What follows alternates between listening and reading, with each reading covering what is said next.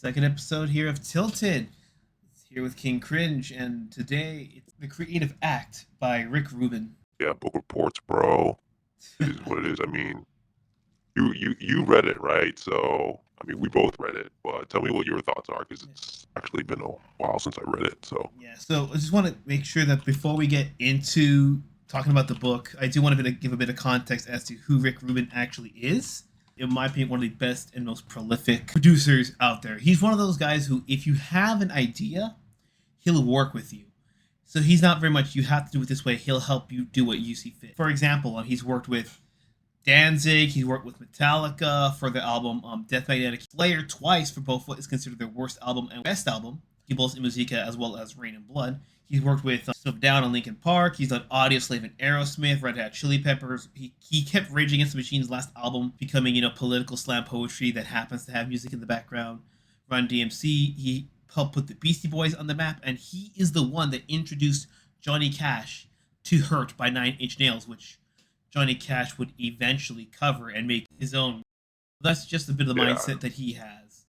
And as you've seen in the book, he's very open to ideas. I mean, he said in the book there are two kinds of people. In terms of artists, you have more so the doers, shovel things out, and then you got people who can just make things as startups and then move on. Experimenters. He tends to work more so as an experimenter. I yeah. forgot So basically, he's the real deal, the real right? deal. Yeah. I also forgot to mention he worked with people like Shakira. He put Adele on the map for album 21, Justin Timberlake, Kanye West, which is kind of important because that was when Kanye West had that streak of consecutive number one selling albums back to back. I think he had the record of 7. How do you do that shit, man? It's just crazy. Because you have to be open to the idea of the essence of something. So one of the chapters he said in the book that I Yeah, really liked, that he says, when you do something, there are unspoken rules that you just follow that you don't think of. The example he gave was with paintings. When you go to a museum, you look at art, right? But what's the yeah, difference between, art that's put in a frame in a gallery versus the painting that you made at home? The difference is that one's in a gallery, one's in your house. But what if yeah. you wanted to do a painting that was different, that was unframed, or you wanted to make a sculpture? Then that changes the context of the art. And when you start off with a canvas or stone, depending on what you're doing, it changes how you're going to approach it. And that's how it is. He's open to the concept of music in general. While people just think, oh, I like music, and it's just 20 different artists from like the same 20 genres, and that's what they think of as just music. No, with him, it's, as you can see in his work, the art is this big essence that you just can't really put words on. It transcends language because language can fuck up and miscommunicate. It can transcend paper, it transcend ideas. It just is another way of being. But it's one of those things that's really hard to put into words. So he's really open to any experimentation of it. And I think that's Yeah, like describe the I book. agree. Oh. It's like, art is, I think, far more nebulous than I once thought it was. Like rules you're talking about are definitely correct. Like people will always tell you, or even me, I'll be like, oh, you should do it this way. But the fact is, like, there really is no right way to do things necessarily in art, and even in real life. So many things are dependent upon something like timing, like something that would work maybe tomorrow wouldn't work yesterday, right? And when you put all those things in together, like even though people have general rules that might work, that doesn't mean I like that it's an artistic rule that is like the laws of gravity, that things just fall down and it will always fall down. Art's not like that. He says when he talks about art, art is in the creative act of creating for oneself. If you're trying to create a product and the first goal you have in mind is for it to be commercially viable or successful, then that's not art. That's you're making commercial goods. And he says straight up, there's nothing wrong with making commercial goods, but you just can't call it art. Because think of it, anytime I say my favorite artist or the best singer, whoever, it's almost always a big name, unless you believe in that case of this is the artist or the comedian's comedian. It's probably some double or triple A big name player that you think of. So they have to be good as an artist, make art that's loyal to them, as well as be commercially successful and viable. Everybody wants to be like George Lucas with Star Wars, making whatever the hell he wants and it makes millions of dollars. Nobody wants to be like Blade Runner, where they love what you make, but it takes like 20, 30 years for people to realize it, and you get your money back barely, if even. Yeah, and it also, I think, shows exactly why things in art are the way they are. Like a lot of times, people will look at like woke movies and they'll be like, why are they doing this? Don't they care about money? You know? And what's really bizarre is, in fact, they care about art. They actually do. Like in their mind, they care about the art more than they care about the money, which is why they're making woke stuff because they believe in that kind of art. It really is about beliefs. Right? That's frankly how people should approach art. You shouldn't be in it for the money, because then you just make stupid shit. Just, oh, what does the market say I have to make? And that's how you start making it's just dumb decisions, in my opinion. Just decisions that don't feel real, decisions that are just like checklists. Like there's the woke checklist, right? And then there's probably the money checklist. It's kind of the same thing. Yeah, think of movies that you don't remember. I know that's a really retarded thing to say, but think of it like that. Have you ever seen the movie that everyone, like, I mentioned it and everyone's like, oh yeah, that was a thing. It made its money back. It didn't stand the test of time though. But do you know those summer blockbusters that are just so generic and forgettable? But when you watch, it's like it's okay because it checks off all the right notes.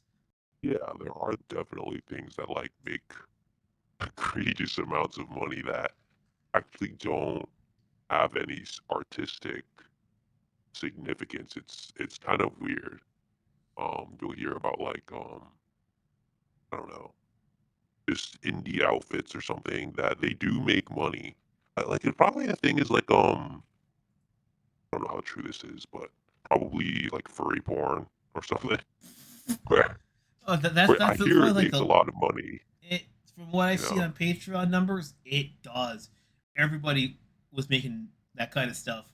It'd be super cheap. Like how on Twitter, everyone's painting Tifa Lockhart, everyone's painting Tubi, or the waifu of the week, or the meme trend, or the newest video game character that drops. But if you want something a yeah, lot more that is true. niche, then you're gonna have to pay a pretty penny. It's why I commission stuff. And to go back to the book Creative Act, he said when you do a project like Yeah, this, we get carried away. hmm? But actually, if I could just add one more thing, is that I think it's really interesting because you are correct. Like, was it there's artists like Sakimi-chan or whatever, and it's really weird because I think her overall body of work, like, it does have cultural significance, but it is true if you're just like doing like Pokemon piece of the week, it doesn't feel like that piece is significant in and of itself. It, it's probably more like her talent is exceptional at like drawing art is what you're supposed to take away from it, but like yeah, it's just like, oh, this is I don't know, fucking 2B or something, and it's like I don't know how much significance or how much it matters, but maybe it doesn't have to because her art's great, whatever. But Yeah, she also makes a bit of money because on her Patreon she also has tutorials. So if you pay a lower true, tier, there's the step by steps. A higher tier, you have the video tutorials, and the highest tier, I think you also get the Photoshop documents as well. So if you want to learn, that's also sure. not a bad way to do it. If you want to get the tools of the trade, you can support these people. But again, if that's made so more with commercial gain in mind, who was the Chinese But artist that you it's showed me was? That his work looks like traditional brush paint, but just blows everyone else out the water. oh HGJ. I H- don't know how to spell his name. but yeah, like Wang that. Jidong Wang. Wang Guizhou. Huang I Guozhou. can't say I'm butchering his name. Yeah, we'll But figure it out here, later. But yeah, this one, this guy, Wang Jian. I mean, there's a couple of them. Like, dude, you cannot. It's not just this guy. You can throw a stone and like Chinese artists will like fuck your day up. They are no yeah, fucking joke, Huang dude. Guangjian. Yeah, Huang Guangjian. Yeah, he's pretty cool. But if you look, he does paint stuff that, if you look at it, you think it'd be more commercially viable. But he just goes in and has his own little details, like the coloring, the angle. Well, well, ass is just more commercially viable. It is what it Yeah, is. sex sells. It's sex, drugs, rock and roll. And that's why that shit sold for until the '90s when they watered it down so much that it just was a former shadow of itself. I'm not saying you have to put every man in a long blonde wig and have thick booty, but it sells. Yeah. Yeah. I just find it so interesting in that there's like because it's not just like each other. There's like a whole group of people, right? Who like every month they try to make the flavor of the week and do like born of like fucking shit. But I find it interesting that, in my opinion, like each individual piece, it doesn't seem like it has cultural significance, but in a weird way, there is the cultural significance of all these guys are like doing like monthly pinup hentai, and it's like there is a cultural significance to that. And Like you're somehow yeah, the whole is what is it? What did they say? The sum is like the collection of the parts. The whole is greater than the sum of the its parts. individual Yeah, piece. the whole is greater than the sum of its Yeah, parts. Yeah, it's put it's as weird. no, it's not weird. What Rick Rubin said that's how albums work. He said, well, think about it this way: when you have a song and you can't finish it, you write. Let's say you write 8 songs. He says, if you can't write 4, only write 2, then write the next one, then write the next one. If you can't do number 3, skip number 3, go to number 4, and come back until you eventually finish them. And then when you're done, then you mix and master. But he says, but one thing you might want to consider when you do that, you're adding your touches, is the order you're surrounded in. Because you put a quiet song next to a loud song, it's much louder. So same thing. By themselves, these paintings are just kind of, or whatever you do at home. You know. But when you put the artists together and what they're making as a movement and what it's a response to, you then see a much bigger picture. There are people who like push fetish art to like Yeah, no, I extremes. wasn't gonna go there. No, I was saying there's one Yeah, yeah. like there was like what was it in manga recently? Like we have this trend now of they're getting tired of the harem tropes, so they're actually creating manga where the couples get together. With Nagatoro, you have Zaki-chan, uh, Komi-chan can't communicate, and the fourth one, Dress Me Up, Darling, with Marin Kitagawa. Yeah. So there's an artist though, he does like the wish fulfillment where he's like, can you draw all 4 of them as like happily married couples, like they're married, having healthy relationships, and of course the love doesn't end. So that kind of thing, So by itself, it's just a silly web comic, but in the context of what it is, you have a lot of these people who want to see what exactly is in that happily ever after. They don't want to hear and live happily ever after. They want to see what that is. They want to see them, get past the daily struggles. They want to see them get frustrated, talk it out, and just go to bed happy and relaxed. The next day, everything's going to be okay. Well, I think it's also like it's not as binary as we think. It's not like you can point to this artwork and say this is commercial and this piece of artwork is completely art, right? There's probably mixes of both. Like I feel like a lot of the manga that you talk about, right? A lot of it is, artistic, but I feel like sometimes they pad things out just for the commercial viability, Oh yeah, that's for sure. you Especially know? when your editor tells you to. Yeah. So it's like, when you're doing art for money that way, like like you get mixes of both, and you get like mixed signals. So that's probably how it is for like a lot of art that's like sold is like, you know, it's not truly 100% commercial. It's not truly 100% art, and they're just trying to find the perfect balance between the two. Well, yeah. I mean, what Ruben said, he gives great 2 analogies in regards to that about like how sometimes how innovation comes in unexpected places. Like the 2 he gave were Yeah, the Ramones and the Beatles. The the Ramones, they were the progenitors of punk. And if you're talking about punk as it is composed musically, people give Sex Pistols the praise because it had a bigger commercial budget, as well as them having the look that would become synonymous with the genre. He talked about how when they wrote it, they thought they were writing silly pop music, but happened to be slightly heavier in production. And they thought they were writing pop music because of how it was written. But people were listening to the subject matter, like drugs, sex, selling yourself for crack at the back of the alley. People were like, yeah, that is oh yeah, definitely not pop, and it became the start of a humongous counterculture revolution, in Rubin's own words. The other one was the Beatles. The Beatles loved American rock and roll, and when they tried it, they weren't trying to innovate; they just played it their way. Well, and when they started going along, they heard an album by the Beach Boys. At any point is John Lennon loved it, and John Lennon said it was the most perfect album he ever heard. And because of that album, they eventually went on to make on Sergeant Pepper's Marching Band, which is considered to be one of like the first full-on prog albums out there and one of the most influential albums of all time. Because music wasn't a competition to them. I like this. Let me take a bit of X and Y.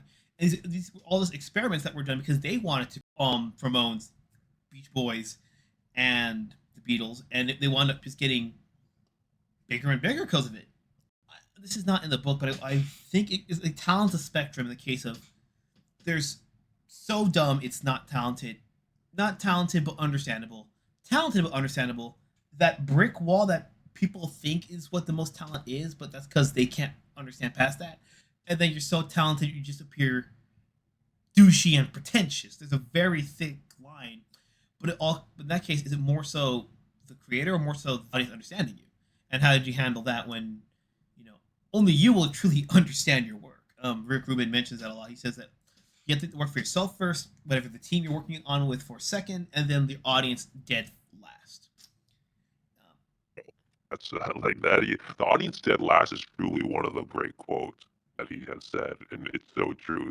They absolutely have to come last, yeah, I'll give which one which second. it's so interesting because I feel like a lot of the right wing movements today, like a part of their marketing scheme is they're putting the customer first, right? Like we put the customer first, appeal to the core demographic, and in a way that's very good business sense.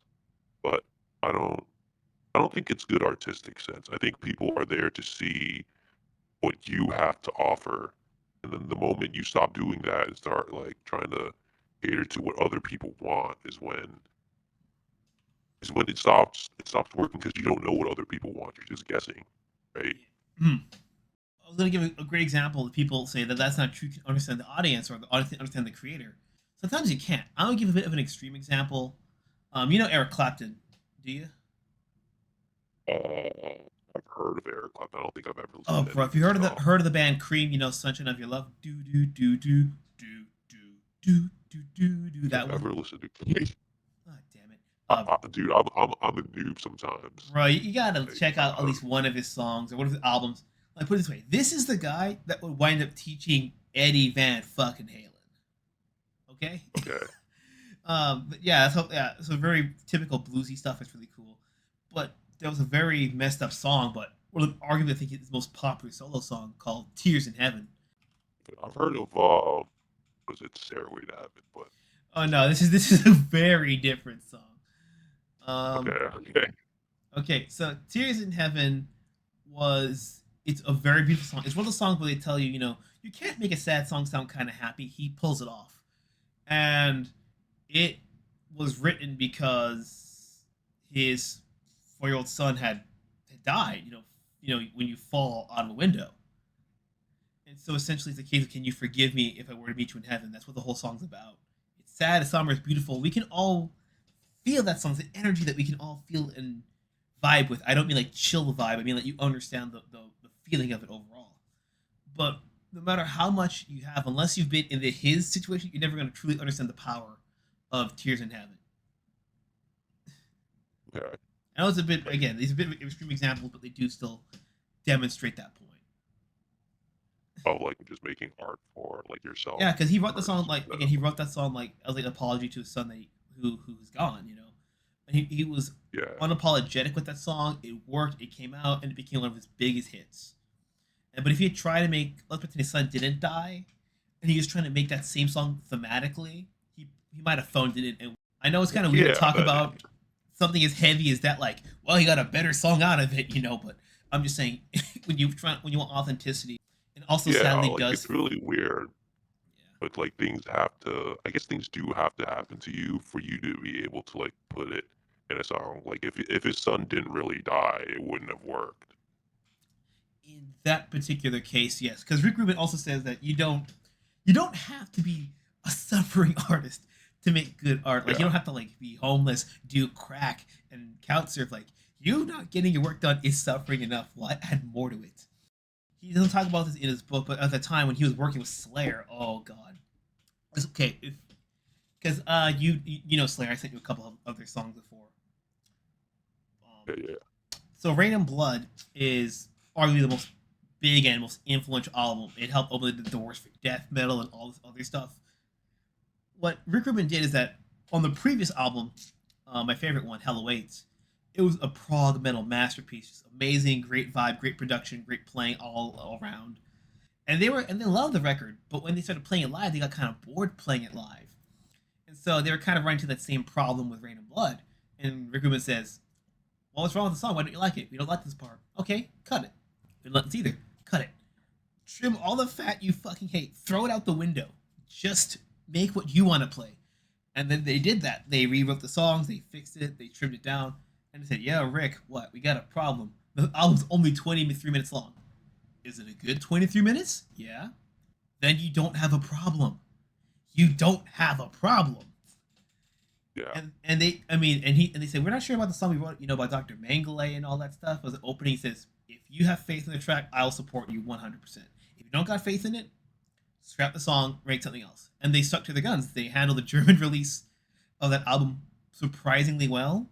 And that 23-minute album, again, was one of the most influential metal records of all time. I mean, it helps also that it was so short that you could fit it on one side of a cassette tape. You know, some of you youngsters may not know what a cassette tape is, but yeah, you had two sides to the music, so you could flip the tape around without having to rewind it and just hear the whole album. And it put them on the map in music history because they played what the hell they wanted to play. They chose not to suffer. People need to do that more for sure. People, I feel like, in the right wing, they try to do the market demographic. They do, oh, people like boobs, so we should do boobs.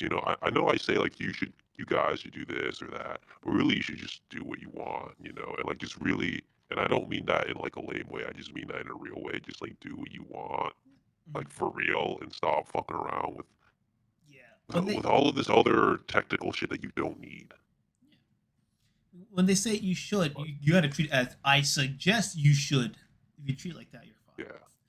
Because with art, there's no winning formula. There's no guarantee way to make money that's considered art in the purest sense. I don't mean Yoko Ono go crazy and have a stroke in a museum and call that art. I mean, maybe you shouldn't do it like in a public place, but if you want to stroke out and that's what you like, then go ahead. Because I think the other thing is that when you make stuff that you really like, there's almost no way that some of it won't come off as like embarrassing. Because you're just gonna put like what like all the deep retarded shit that you like, and then somebody's gonna be like, "Oh, that's cringe. I can't believe he likes that." It's like, yeah, that's what you like. And I feel like I don't know. I don't know if like right wingers like have a sense of pride or something that they won't do like embarrassing stuff. But that's kind of what it feels like. Okay. Like, oh, I want to be seen as some kind of like what is it? Respectful. Like the thing I hate the most in art probably is tastefulness. Whenever people say like, "Oh, this was done tastefully," I hate that shit so much. Like, taste should not come to mind. It should just be like, what do you like? What do you really like? And taste, sometimes it's I think they're using the word wrong.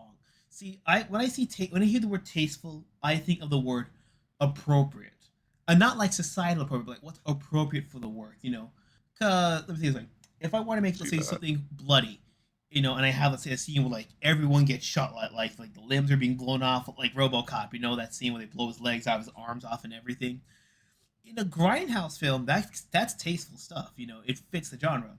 But if you're trying, to make a film where it's more about suspense than a bloody payoff, unless you really need that shock value, then you would argue that's overkill. Because horror films, that you put titties in a horror film, it works because one, it gets people watching. Two, it's an expected trope.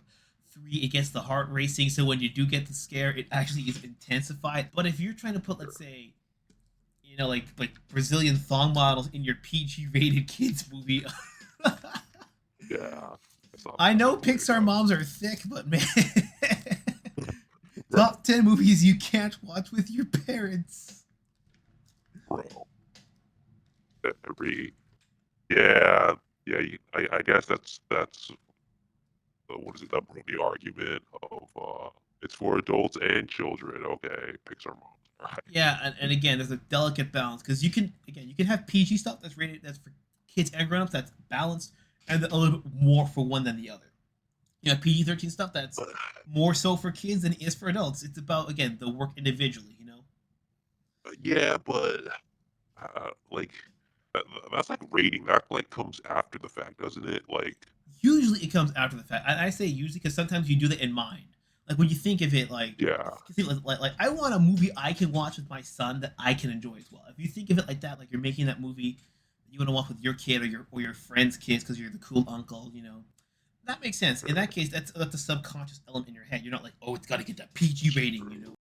I feel like we definitely should cut away like that much, like that kind of thinking as much as possible. Like just stop worrying about like what like if we all just made stuff and then like it just got rated after, you know, like it would probably, and of course like yeah, you don't want to put in things that like don't fit, but Yeah, I would I, I would err like if you were to err on one side of having things that don't fit but that you like versus things that do fit but you weren't like really into in the first place, you know, or I would err on the side of like not fitting in, just like because there are some things that like people will put in stuff like that. It shouldn't make sense, but it does. You know, like sometimes artists will just like throw shit at the wall. You know, just oh yeah, they won't throw shit at the wall, but you oh know yeah, they'll just put in random stuff. oh But yeah. it's just like a representation of their personality.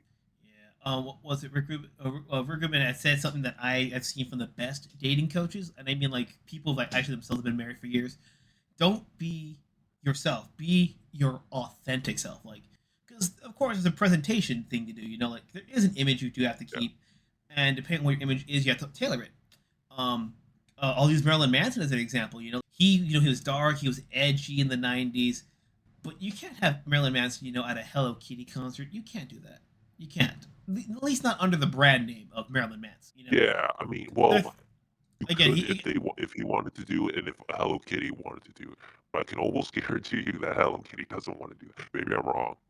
Maybe there'll be a Marilyn Manson Hello Kitty yeah. But if collab in you're the future. someone, But let's say like Cannibal Corpse, the vocalist Corpse Grinder, he's a very funny, down to earth guy. He admits that Cannibal Corpse was never, at least even before him, was never really a truly serious band. They never took themselves too seriously, so they're always doing stupid shit. Like they have a mhm. song called "I Come Blood" for crying out loud. Um, Oh fuck's sake. Yeah, and it's a really funny thing is if you pay attention to how they write. There's shit like you play that shit acoustically, it sounds like some Looney Tune shit. I love it. But so because they never take themselves seriously, there's like, oh, we dedicate this song to the Alliance, the Warcraft Alliance, like fuck the Alliance, and so they're dedicating a whole song about crushing in their heads with hammers over a fictional video game faction. And so if you catch Corpse Grinder, doing the whole crane game doing teddy bears because that's the thing he actually does, it doesn't seem weird because it seems Cannibal Corpse like, yeah, I'm tall, I'm broody, I got no neck, I'm menacing, but I love little cutesy little stuffed animals and shit. It's on point. It's still a Corpse Grinder. It still fits in the Cannibal Corpse image. It's still authentic. It's still him, but Yeah, it happens to blend a bit nicer. I think it's like hiding behind like technique. Because sometimes I feel like I read or see art and I can't see like the artist behind it, and that's I think where the issue comes in. Like you know, it's it's it may be correct technically, but if I don't see what you really like, then it doesn't come off as like good. Kind of want to see it's more about the person than it is about like what's technically there in a sense. And I feel like a lot of right wingers, in my opinion, they're kind of hiding behind technique. They're kind of, well, the Popes did it like this, Tolkien did it like that. So if we put X, Y, and Z together, it'll work. I'm laughing because you say they hide behind technique. And I'm like, yeah, they give the fucking guys at Dream Theater shit for just being all technique, no soul. Like, to be fair, if you ever heard some of the early Dream Theater stuff, the solos, oh my god, you feel it. But to go I to your definitely thing see about like Dream the Theater. technique, it's also how you market it. Like, you know about Michael Jackson, right? Obviously, and how the King of Pop moniker came to be. No, I have no idea. Well, I probably did, but I just forgot about it. So what happened with Michael Jackson? For Motown 25, that was the anniversary of Motown Records, the label he started under, with the Jackson 5 and then the Jacksons. He rehearsed normally, but on the day of the live broadcast when he did Billie Jean, he actually did the moonwalk, and no one else had seen it before. So he actually was blowing people's minds. And on top of that there was that anonymous rumor of being, the king of pop. And he downplayed that, but that name stuck. And because he did that, he was able to do so many different genres without people blinking an eye. He was able to do, funk, R&B, new jack swing, hard rock, power ballads. whatever he wanted to do, he could just do it because it was pop. Pop can be anything in terms of genre. A comparison with Diabolus in Musica, which was also produced by Rick Rubin. It's the one Slayer album that everybody seems to hate except me. um, so they tried making it new metal, well, at least new metal elements on the Slayer formula, but it was the wrong kind of metal apparently because you know how metalheads are, or especially thrash heads, and it got shit on because it was, oh my god, it's turning to Limp Bizkit when it really wasn't.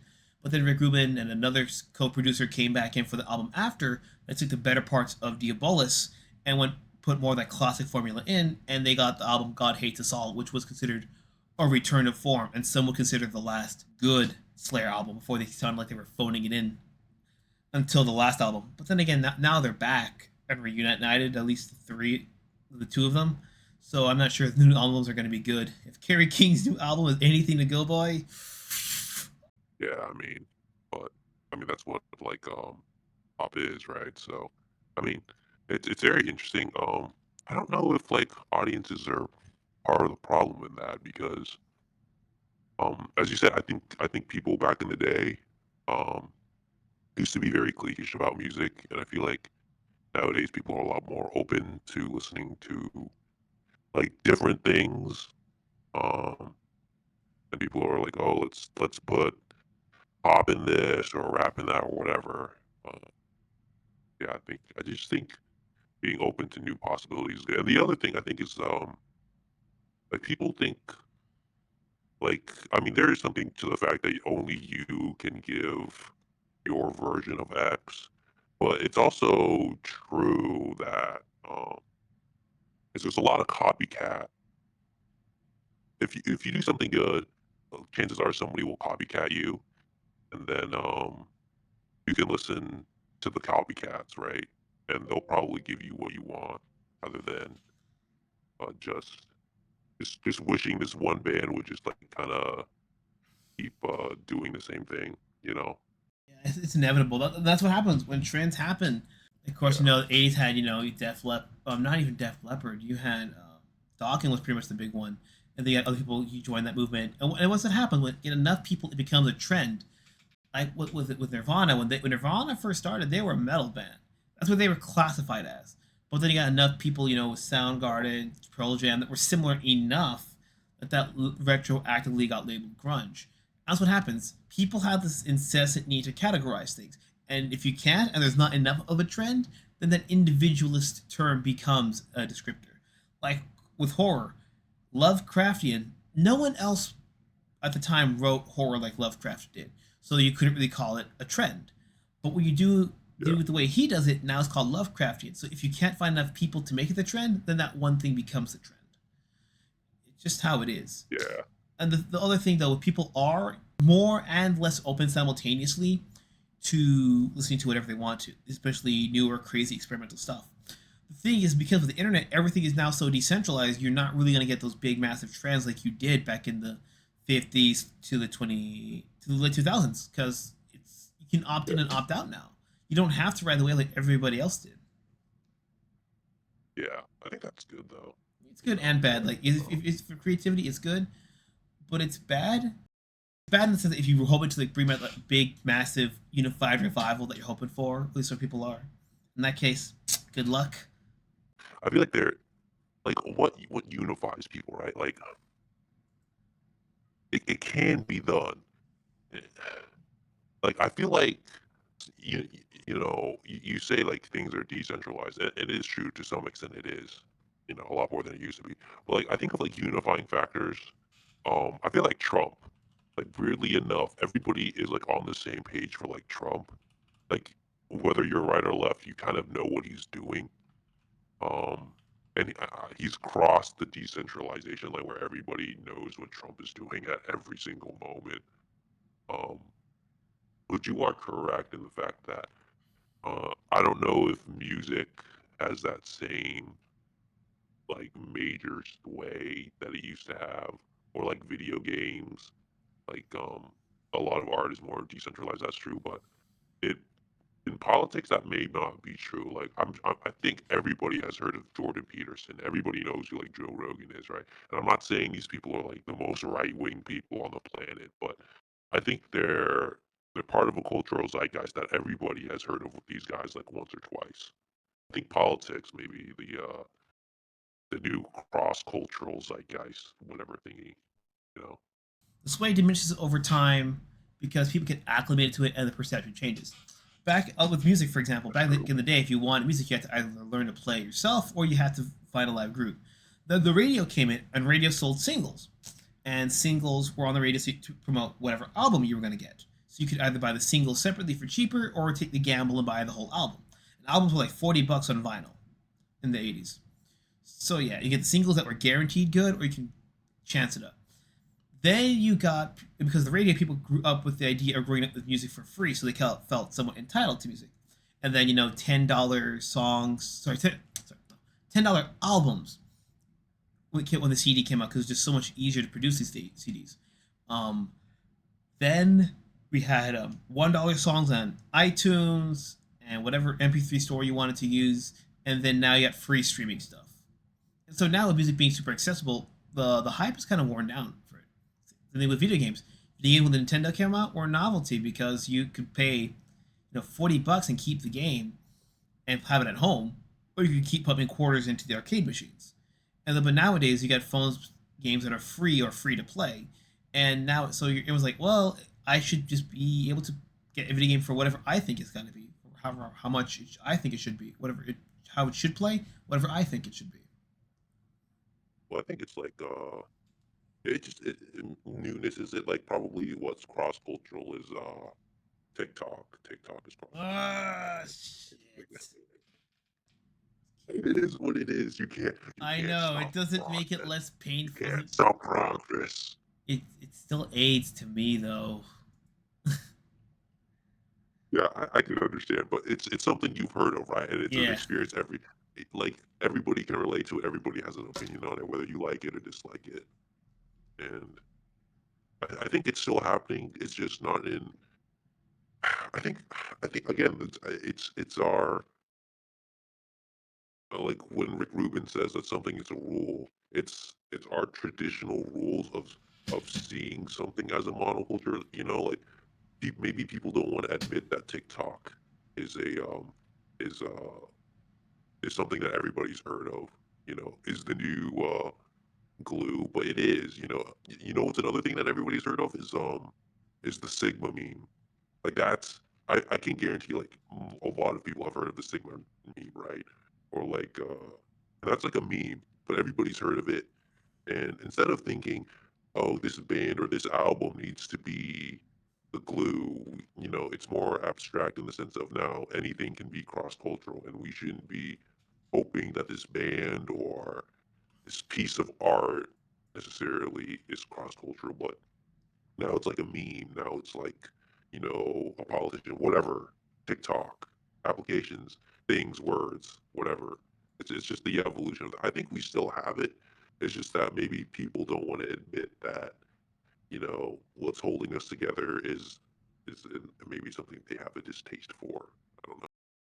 Yeah. My problem with TikTok, it's more so just the fact that it's a lot harder to find consistently good quality. I mean, this predecessor of Vine, it was just 7 seconds. If it was bad, it was 7 seconds. If it was good, you could rewatch it. When you watch compilation, you see 2 minute long TikToks that go nowhere. You know what I mean? That's probably what my biggest gripe with it is. It's not like, oh, it's not what I grew up with. It's bad. It's really much more of a gamble of if something's gonna be good or not. Dude, I'm gonna be honest. I don't even watch TikTok, No, I so no I no don't know. no I just no know no. it's I watched big. the compilation up on YouTube. Is there porn on TikTok? I don't think they're supposed to be, but there's probably someone still uploading that. Okay, well, maybe TikTok porn would make me watch, but otherwise I don't give a fuck. Unless you're like Prince, who knows he is one and plans it to get the most out of it, it's very tough to predict where cultural zeitgeist could come from. I wouldn't even say I'm okay with it. I have like no opinion on it. Okay. I just know that it is, right? Yeah. And I can't really dispute that. And it's just like one of those. Well, everybody's heard of TikTok, so clearly it's transcending the things that we all maybe probably used to listen to a Michael Jackson album. Well, now everybody's heard of TikTok, and somebody would be like, you can't compare TikTok to Michael Jackson. And yeah, I think you can actually, and I think that's just how it is. There were probably at the time as many haters of Michael Jackson as there are of TikTok. And somebody out there is going to be like, TikTok's just Chinese spyware. I don't care, dude. Okay, it's just how popular it is. It's just Yeah, it's facts. I know. It could be Chinese spyware. It probably is. I don't know. I get you. I know what you mean. It's just the position it's in, regardless Yeah, of morality. that's the way it is with it. Like, does TikTok cause brain rot? Probably does. Probably fucking. I don't know. But it's our world now. Get used to it. But there's positives and negatives to everything. So we got sidetracked onto a million different things. Nah, it's how it is. Because this book is that even though he has the order it's in, he talks so freely about it. You could shuffle the book in practically any order. It don't make sense. When he's talking about like trying to Yeah, find the elements, like because there's two parts that are like in completely different sections of the book where he talks about what makes your work succeed or what you think like because one part very earlier, like towards the middle of the book, like the 2/3 mark, or is it the 2/5 mark, he talks about how sometimes you shouldn't be focused on being a perfectionist because you need to find what's wrong with your work, but you also need to step back and see what imperfections are helping your work and what imperfections are hurting your work. Because sometimes if you're trying to fix something and you can't go anywhere, sometimes you're trying to fix the thing that's making your thing work. And that's true. a lot of times this happens by pure accident or coincidence. What you talked about in the middle of the book about how we are defined by our limitations in the positive sense. And then in the end of the book, he talks, well, near the end of it, in the last third, he talks about sometimes if you want to figure out what's wrong with it, you need to isolate elements. So like he's talking about, he's recording them. What they'll do is that they'll mix an album, for example, and they'll turn off the tracks one by one. They'll see, does the drum work okay? Okay. Does the bass work okay? Check. Guitar, check. They go on a checklist, and then they put it all together and they ask, okay, what works best for the song? Not does this sound like a commercial grade thing, but does this sound good enough? Do we make the drum line here sound bigger? Do we make the other part here sound sharper? Is this there? And then you consider, okay, what about the track order? How does this play into effect? You might have to change the mastering up there. And he talked about a case where they tried the demo. I think this was like in the fourth, fifth part of the book. They had a demo they had made, and they never touched it again. They said, "I want you to try to do that from the top of your head, without a tempo, without a metronome. Just play it as is."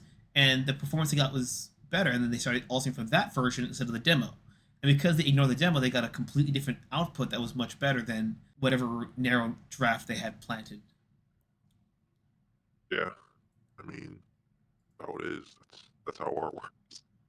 Yeah, a You lot. just do what's best for And the thingy, and yeah, yeah, perfectionism really does not help you ever really. And I feel like a lot of people because the thing is like the better you make something, you always just have to keep in mind that the better you make something, the more time you're gonna spend on it, and sometimes the time trade-off is not worth it. Like if you can get 80% there, and then like the last 20% is gonna take you like a million hours. Maybe you don't need to do the 20%. Maybe you can just make a lot of 80% and just get there. Like so many people like I know there's a lot of people who are like, I need I need to spend money on a cover. It's like thinking about it, you really don't. Like, does a book really need to have a cover? And obviously it's going to be harder to sell if you don't. I'm not saying that it wouldn't be harder, but you don't actually need it. You don't actually need a lot of the things that you think you're supposed to need. You know, like I write my thing I write my book in like a text document. You know, like, oh, you need a physical edition of the book and you need a format. Nah, not really. Like it could just be a text document, whatever.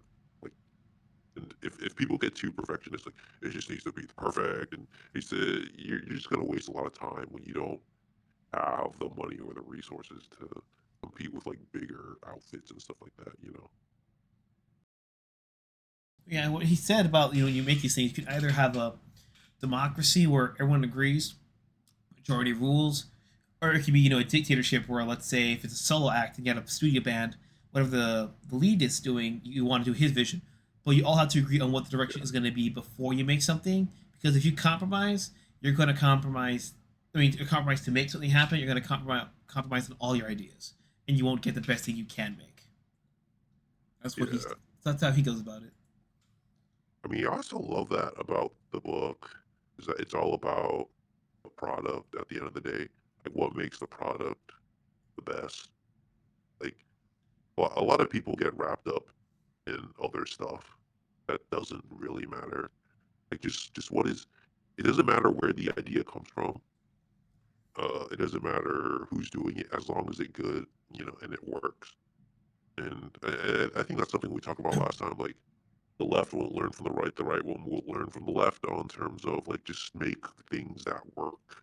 And if we all did that, regardless of where the information came from, we'd all probably be making better art. But a lot of people don't see it that way. You know?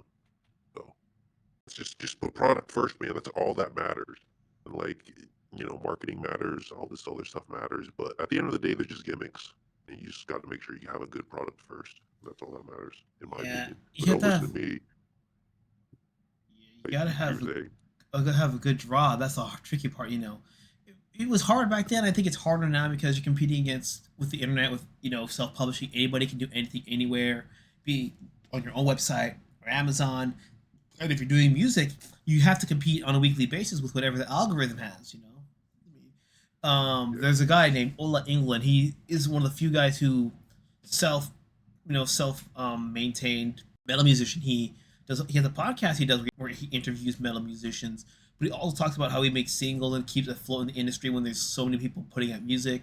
He has his own guitar line, but he understands the fine line between art and business. So he has to do a couple business positions like delay this thing to this time, release this at this point, but the art he's still able to keep intact with that. But that's because he also Yeah. understands the game has changed. Some people think a good work alone will sell. A good work alone can sell, but you have to put out there. Like I said, there's cult classic, and then there's the one that everybody knows. Yeah, yeah. You know what I was thinking about, like, as you said, keeping up with the times. I think it's gonna be a completely different tangent. But I kind of feel like uh like villains and stuff are like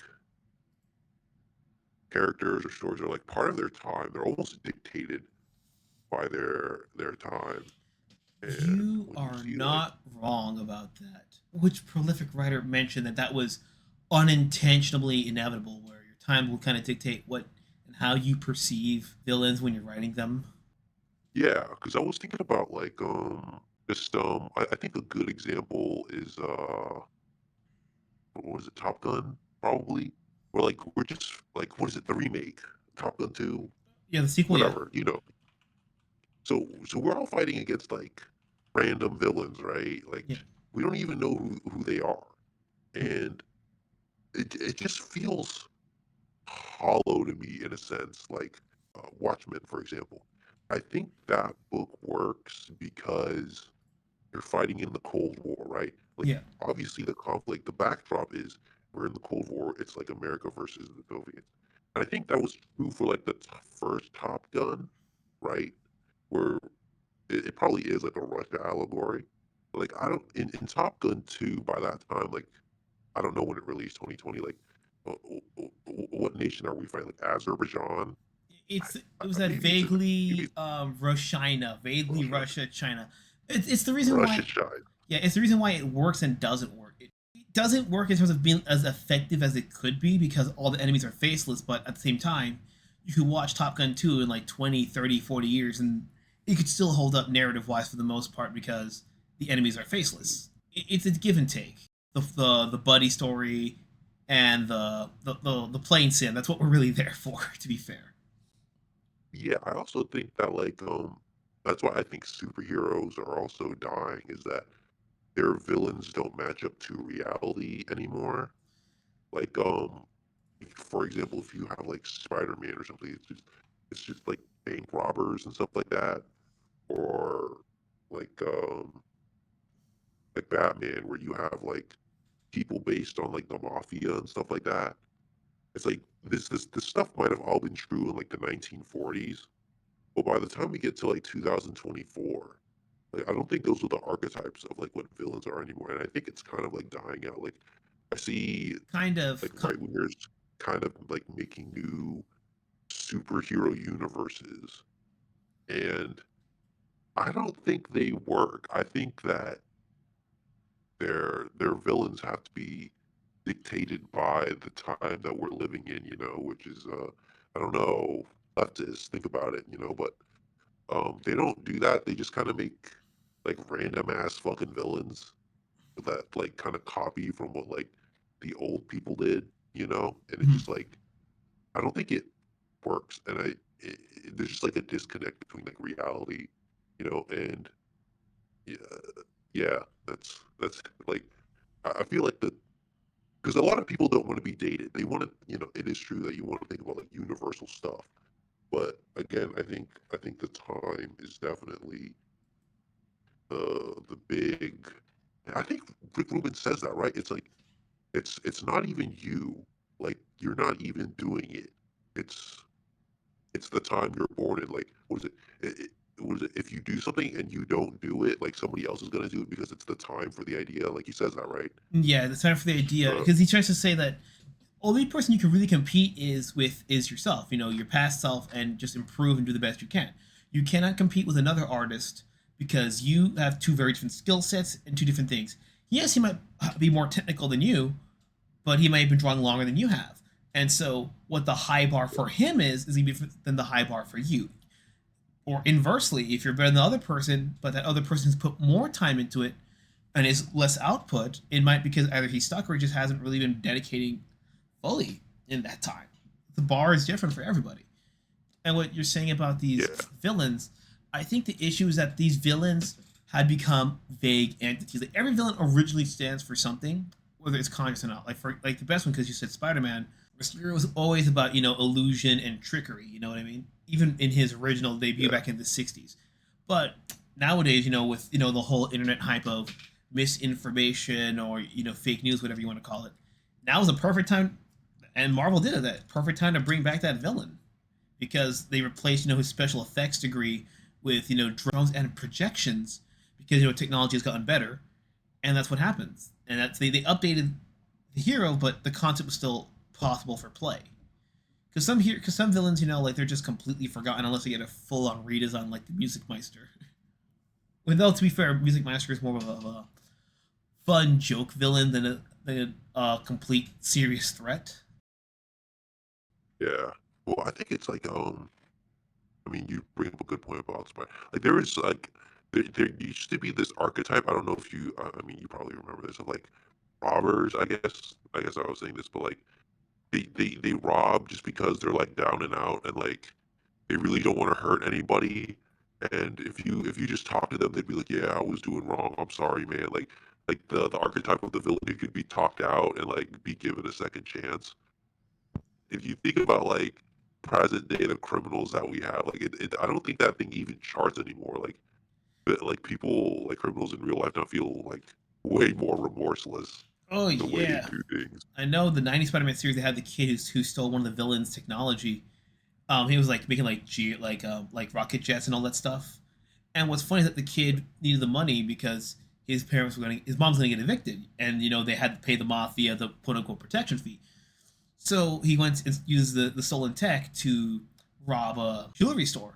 But what I like about it is that like when he does it, he was thinking about what his mother said. Like no son of mine will become a criminal; it will destroy me. And then he had to choose: do I throw my morals aside for the money, or do I keep doing this and just not tell?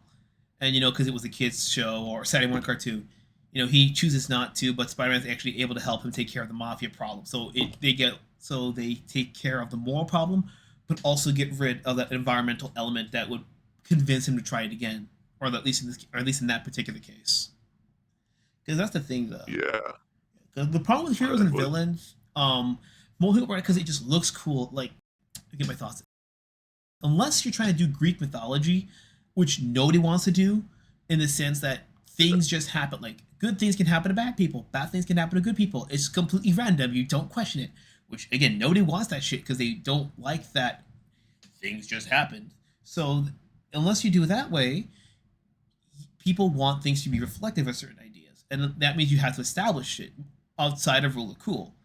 Again, really cool is fine, but you have to have a solid basis there first. Hades works, let's say, in the Disney version as a villain because they portray him, he's jealous of his brother. His brother gets to rule the temple of the gods, and he has to rule all the dead people. They make it clear the underworld in the Disney version is gray, it's dreary, it's boring, it's disgusting. And you're like, okay, I get why he would want to overthrow his brother to take over Olympus. And then he can be as funny Yeah. as he wants to because James Woods is hilarious, man. Mm. Yeah. I mean, it is what it is. I don't have anything to add.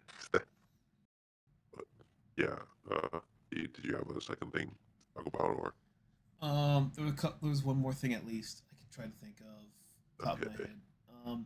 Limits. Yes, limits.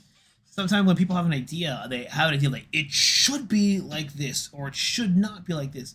But then sometimes when they do that, they create a constraint on themselves so big that they box themselves into a much smaller box than they realize. So one thing Rick Rubin recommends is remove that thing and just keep going. And then when you're done, you can try to put that constraint back in. Because sometimes you'll make something so good, you'll get rid of that constraint, or something that's very close, you can put the constraint back in, and then they'll take care of itself.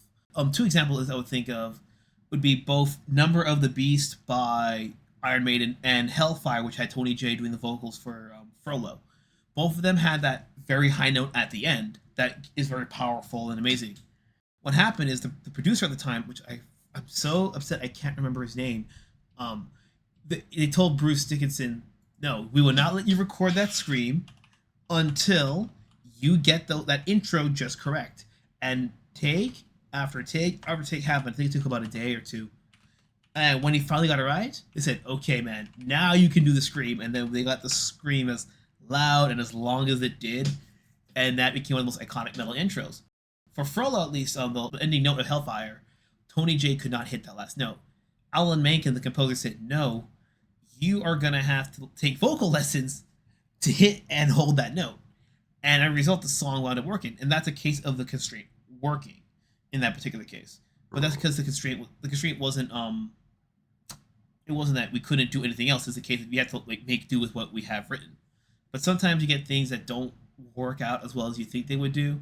Like David Ellison, he wrote the song Dawn Patrol on Rust in Peace. It's like the slow second to last song. But one day a friend of his said, hey, you want to borrow my 8-string bass? And he said, sure. And he was messing around with it and no constraints were had. He never plays 8-string on a record. And the song just came out naturally. So by changing his approach of 5 strings to jump into 8 strings, the song came out. You could play that song on a normal 4 or 5 string bass, and it just came out because he just changed the environment, changed everything, and it wasn't even intentional. This does feel like a thing like timing the market, because like sometimes constraints work, sometimes limitations work. Or, I'm sorry, not having limitations works. It's all kind of luck based in a Yes, weird way. You just have to feel it like intuitively. You just got to know when when you'll just know, I think, when you need to do something and when you don't need to do something. And it's sometimes constraints work, sometimes they don't work. So it's just like um just do what needs to be done at the time, really. And they're both tools. It's because it is true. Like unlimited freedom doesn't mean if it was that simple, everybody would be doing it. Just unlimited freedom in art, bro. If it was that simple, everybody would be doing it. But um, the other way doesn't work either. Again, you know what it is. It's probably getting people away from like binary thinking is probably the key, and thinking, oh, you know, you must have limitations. Oh, it must be totally free. Like there's probably times where it's like both, and like you just have to move in and out of limitations and constraints and freedom and all that stuff. yeah. Sometimes Yeah, if you're doing like the team project, like in a band, sometimes even players have to have different limitations. yeah. I mean, yeah, everybody on a project is going to do different things, have different wants and needs, stuff like that. So, makes sense. Makes sense. It's also sometimes what you have to work with. Like the example of Ruben Games book with this artist, he did not name drop the artist. If he did, I forgot. Where he was told, I'm going to make an entire painting with one picture, and it was just blue. But he wanted to find a certain shade of blue that could be expressive, when you go over it many times with the paint. And as a result, the painting was so popular that they named that specific shade of blue after him. I'm sad I can't remember the guy's name, but it was really good. He just chose one color and made an entire painting out of that to find an entire color after him. The other one is Mega Man, because everyone, the creator of Mega Man was a humongous fan of anime, and anime is very expressive in the colors, and that's why Mega Man's blue. There were more shades of blue than any other color on the NES, and that's why he became the Blue Bomber. In the case of Eiffel 65, the song I'm Blue, they literally went to the early internet with a random word generator and got the word blue and said, okay, let's write a song about blue things. And they took it literally, like, I have a blue house with a blue window. Blue is the color of all that I wear. I'm blue. The word blue was the random word that became the limitation. Everything had to be about blue, or to be, lyrically or thematically, but they took it literally, like, everything is literally blue. And that's what made the song the way it is, and then the music video the way that it is, because everything was blue. It Okay. became part of their iconic look. Um, And just having like one thing, it made them successful. Okay, yeah. I see. Yeah, I mean, it is one of those things that trick can work. I think, keeping things one tone, but sometimes it doesn't work. It just really depends, man.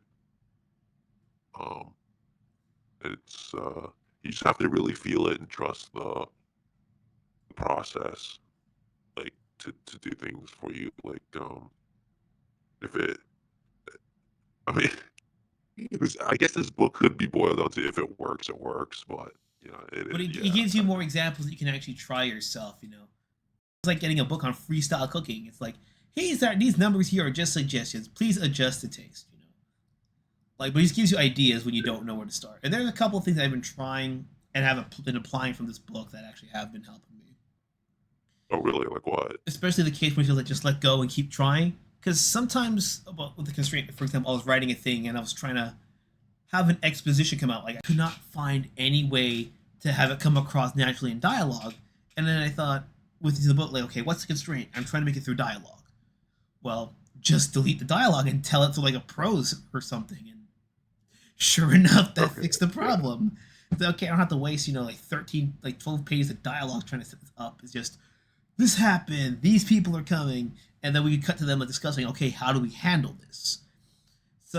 And yeah. then, through that, you can have the exposition and in front of you, and you just don't see it. There's so many tricks out there that it there's so many things that you hear that are so simple, but they change the course of history. And what is it?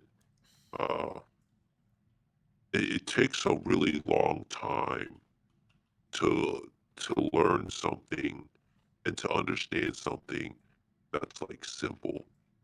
Sometimes it sounds obvious and sometimes it is obvious, but until you under like you wouldn't know it unless you did a lot of work to get there.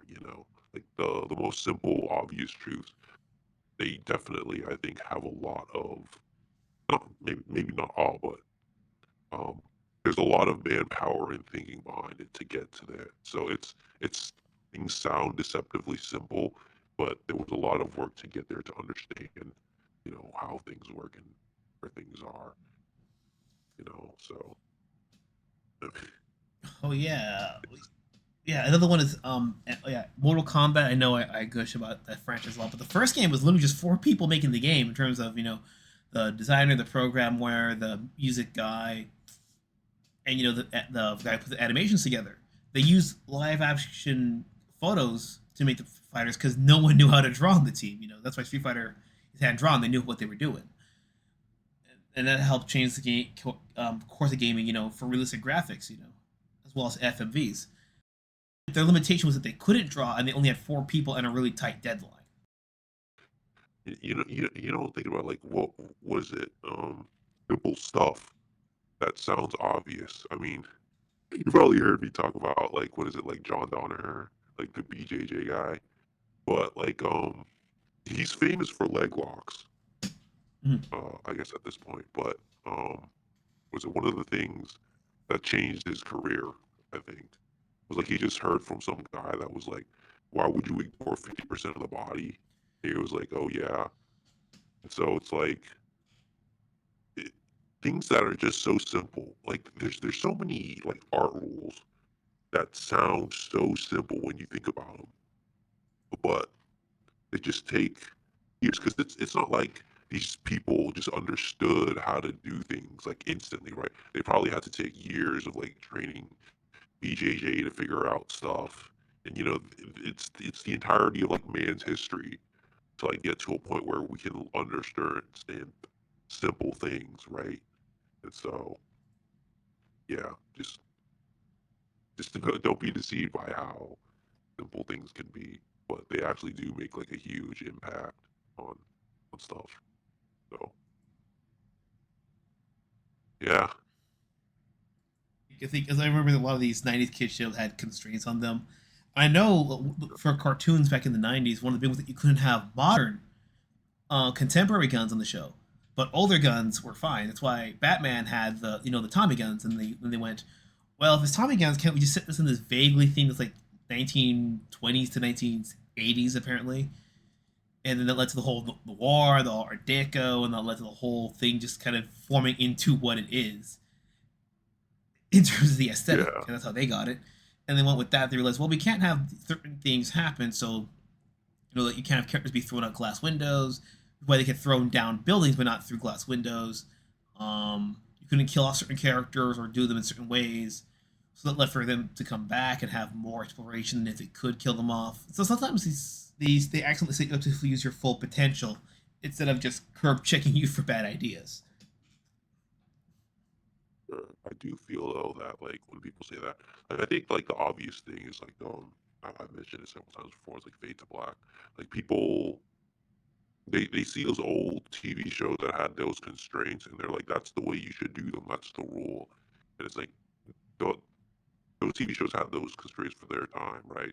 Like you don't have those constraints anymore. I think it would most of the time be bad for you to copy those restraints.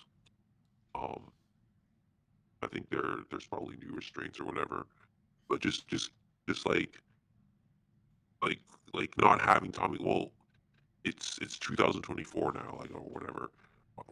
Why can't we have different guns?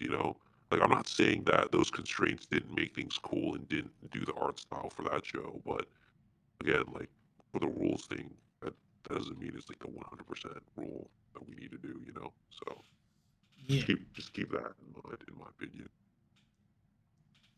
No, no, you're right about that. I mean, because it was a Spider-Man cartoon that MTV did.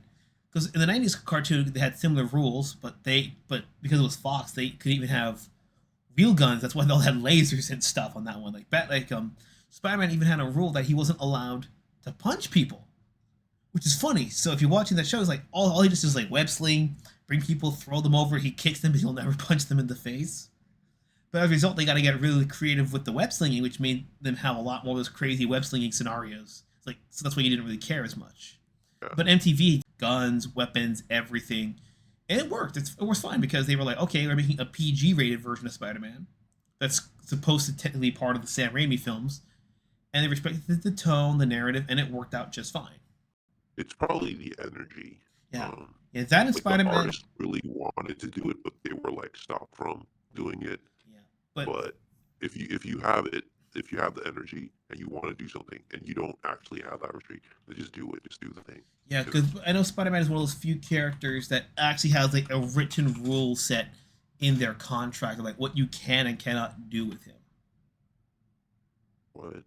Yeah, like Spider-Man can't You, you, murder, like he can't do you like mean Spider-Man can't rape this whole time? but like it's like Spider-Man can't do What a fuck. surprise! No, but I mean like it like some of them like Superman like they're technically they're not in the contract, but with like Spider-Man it's like it's in the contract. Like you cannot break these rules under contract. Uh, Like you can't do anything more that would be than PG-13 rated. He can only do bad things if he's possessed, by the Venom suit. So Peter Parker cannot himself, become, uber edgy badass. You want to make a new uber edgy evil Spider-Man, you can do that, but Peter Parker himself cannot um do that.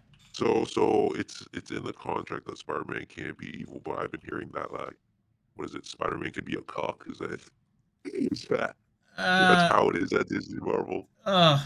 Well, to be fair, that contract is older than Disney Marvel itself. That contract is like I think when back when Okay, Ditka was working on that thing. So, okay. it's one thing So that's now Spidey can be evil and be now edgy. like, it's weird. Like you can Oh, still can't break those rules, but Spider Cuck is completely okay. Spider Cuck, okay. Spider Cuck, Spider sitting cuck. in the big corner chair. Yuck. I don't know. That shit was just so like dumb when I was seeing it. Like there's this guy named Paul. I'm like, what the fuck is this shit, name, The self-insert fanfic. It's like I ask myself, bro? bro, just make a new character. Just make Spider-Man end up with somebody else. Like bring back Gwen Stacy, bring back his other love interests. He has like a bunch of them. Have him get with one of them, and now that MJ's free, you can have your self-insert get with him. You don't cuck the Spider-Man. It's boring, bro. And even then, if people into that stuff are not gonna read the comic, they're gonna go to the internet straight to the source. I'm just feeling like like the fans are Spider-Man. Like it's now a meta thing, where Yeah, like yeah. You're the not wrong. author is the villain, the audience is Spider-Man, and they're just punishing the audience, Oh and my the audience has god. to like figure out a way to stop this madman from writing Spidey comics. It's just sad. It is like if you're still reading Spider-Man comics, bro, like I don't know how you're doing it. Good job, man. That shit's hard to swallow. You know what there needs to be limitations on? Uh, Killing artists. You know, like half of these artists fucking hate them so much, bro. Uh, like just leftist artists, man. They're just so fucking horrible. What they do, they should just like all art. Is art. Our art is subjective. I don't know, randomly. Like overall, what are your thoughts on the book? I generally enjoyed the book. I think it's worth reading because you might get a couple of ideas of what you're stuck with. Sorry, if you get stuck, what you can do to get out of that rut. It's already helped me. It's not a self help book. It's just a case of here are things you should consider. It's not about it's not about fixing yourself up like you're a shit artist. You gotta drill yourself every day. It's more a case of here are ways you can get a different perspective on it. Because art, in his argument, can be boiled down to art is about perspective, adjust accordingly. And when you just Yeah, it's like when you're learning the art little drawing perspective. When you draw that box, you draw from different ways, and you see how it plays differently, and little tricks and things like that. So in that case, if you want to, I recommend giving it a read or a listen because there is an audiobook here on YouTube. If you pay for the premium audiobook, there is one where Rick Rubin himself narrates it. I'm probably gonna get that. Um, but all oh in all, I yeah. do think it is a handy thing to read. I know there's a lot of people trying to summarize it, but I think it's better to hear it or read it yourself and highlight and take notes on whatever you want. That you can come back to. I think it's like probably the best as far as art literature I've read. The best book on what art is as a as like a definitional thing. Yeah. Um, because I think like one of the things he mentioned is what is it? The guy who does the urinal art, the guy who made the urinal thing, Hmm. and what is it? Rick Rubin says that the thing is like art is like you doing things, and then like there's this whole logic chain where he goes blah blah blah, and then art is like you collaborating with the universe, and therefore when this guy found a ready-made urinal, and it was like cool, so it's like it's a very logical definition of art the way he thought about it, and it's something that you couldn't really argue with it, you know, of what art is. And it's weird. Like art at times now after like I don't know, it's like the perfect encapsulation of what like the liberal arts person thinks that art is. And from that definitional sense, I think this book is like extremely helpful to see how these people, view art and how they do things. So, but like, it's really interesting because when you say art like is like that, it's like, can you really argue like, yeah, I guess looking at something and like framing it does make it art, I guess, if you're doing it that way. And the way I'm saying it is very vague. It's actually clearly defined in the book, okay? Hmm. Like I'm not making this shit up. But um like thinking to myself, is the urinal art? And I'm thinking about it, I'm like, yeah, it probably is. But here's the thing. I think art sucks, bro. I think at this point, like, I just make entertainment. You know what I'm saying? Like, and I think it's like there's so many times that online people argue like, is this art? Is this art? Is this not art? Like, does it fucking matter, bro? Like, people will be like, video games aren't art. And it's like, okay, if video games aren't art, but like a urinal is, I'd rather play video games, man. Like, who honestly gives a fuck about art at that point? You know what I'm saying? Yeah. Yeah, people. The reason I would say that video games aren't art, but that's just only because they want to try to put it in that same context as classical traditional arts. You can't. They're too different. Video games can be considered artistic, but they cannot fit in that same Sure. envelope as traditional shit. It's the same way you don't put athletes who are soccer players and football players and baseball players in the same catalog as esports. It has an E for a reason. They're just two very different leagues, and people Yeah. just gotta accept just go with Rubin's vague, more defined but not as concrete definition of art, and just take each work for what it is. Just enjoy this shit, bro. You don't have to try to sell it. I mean, because if they get their wish of whatever, video games are art, expect a lot of shitty video games to come out just to launder money, like the banana taped to the wall, Yeah. piss I mean, that's Christ. probably what it is. Like, Like, please I take don't Ocarina know. of Time seriously. It's like, motherfucker, he has that tunic going, yeah, when you speed run the game. I am not taking that shit seriously. Like for fucking like Hunter Biden's art, like has Rick Rubin concocted like an extreme theory to like gaslight you into thinking that Hunter Biden's art really is worth that much? Like, I don't know. Like, it's possible. Oh my god. Like, it's very true. He like believes that. He probably does believe it, but at the same time, like I don't think Hunter Biden's art is like that much, and maybe there's other factors involved that play in that kind of like world and stuff like that. But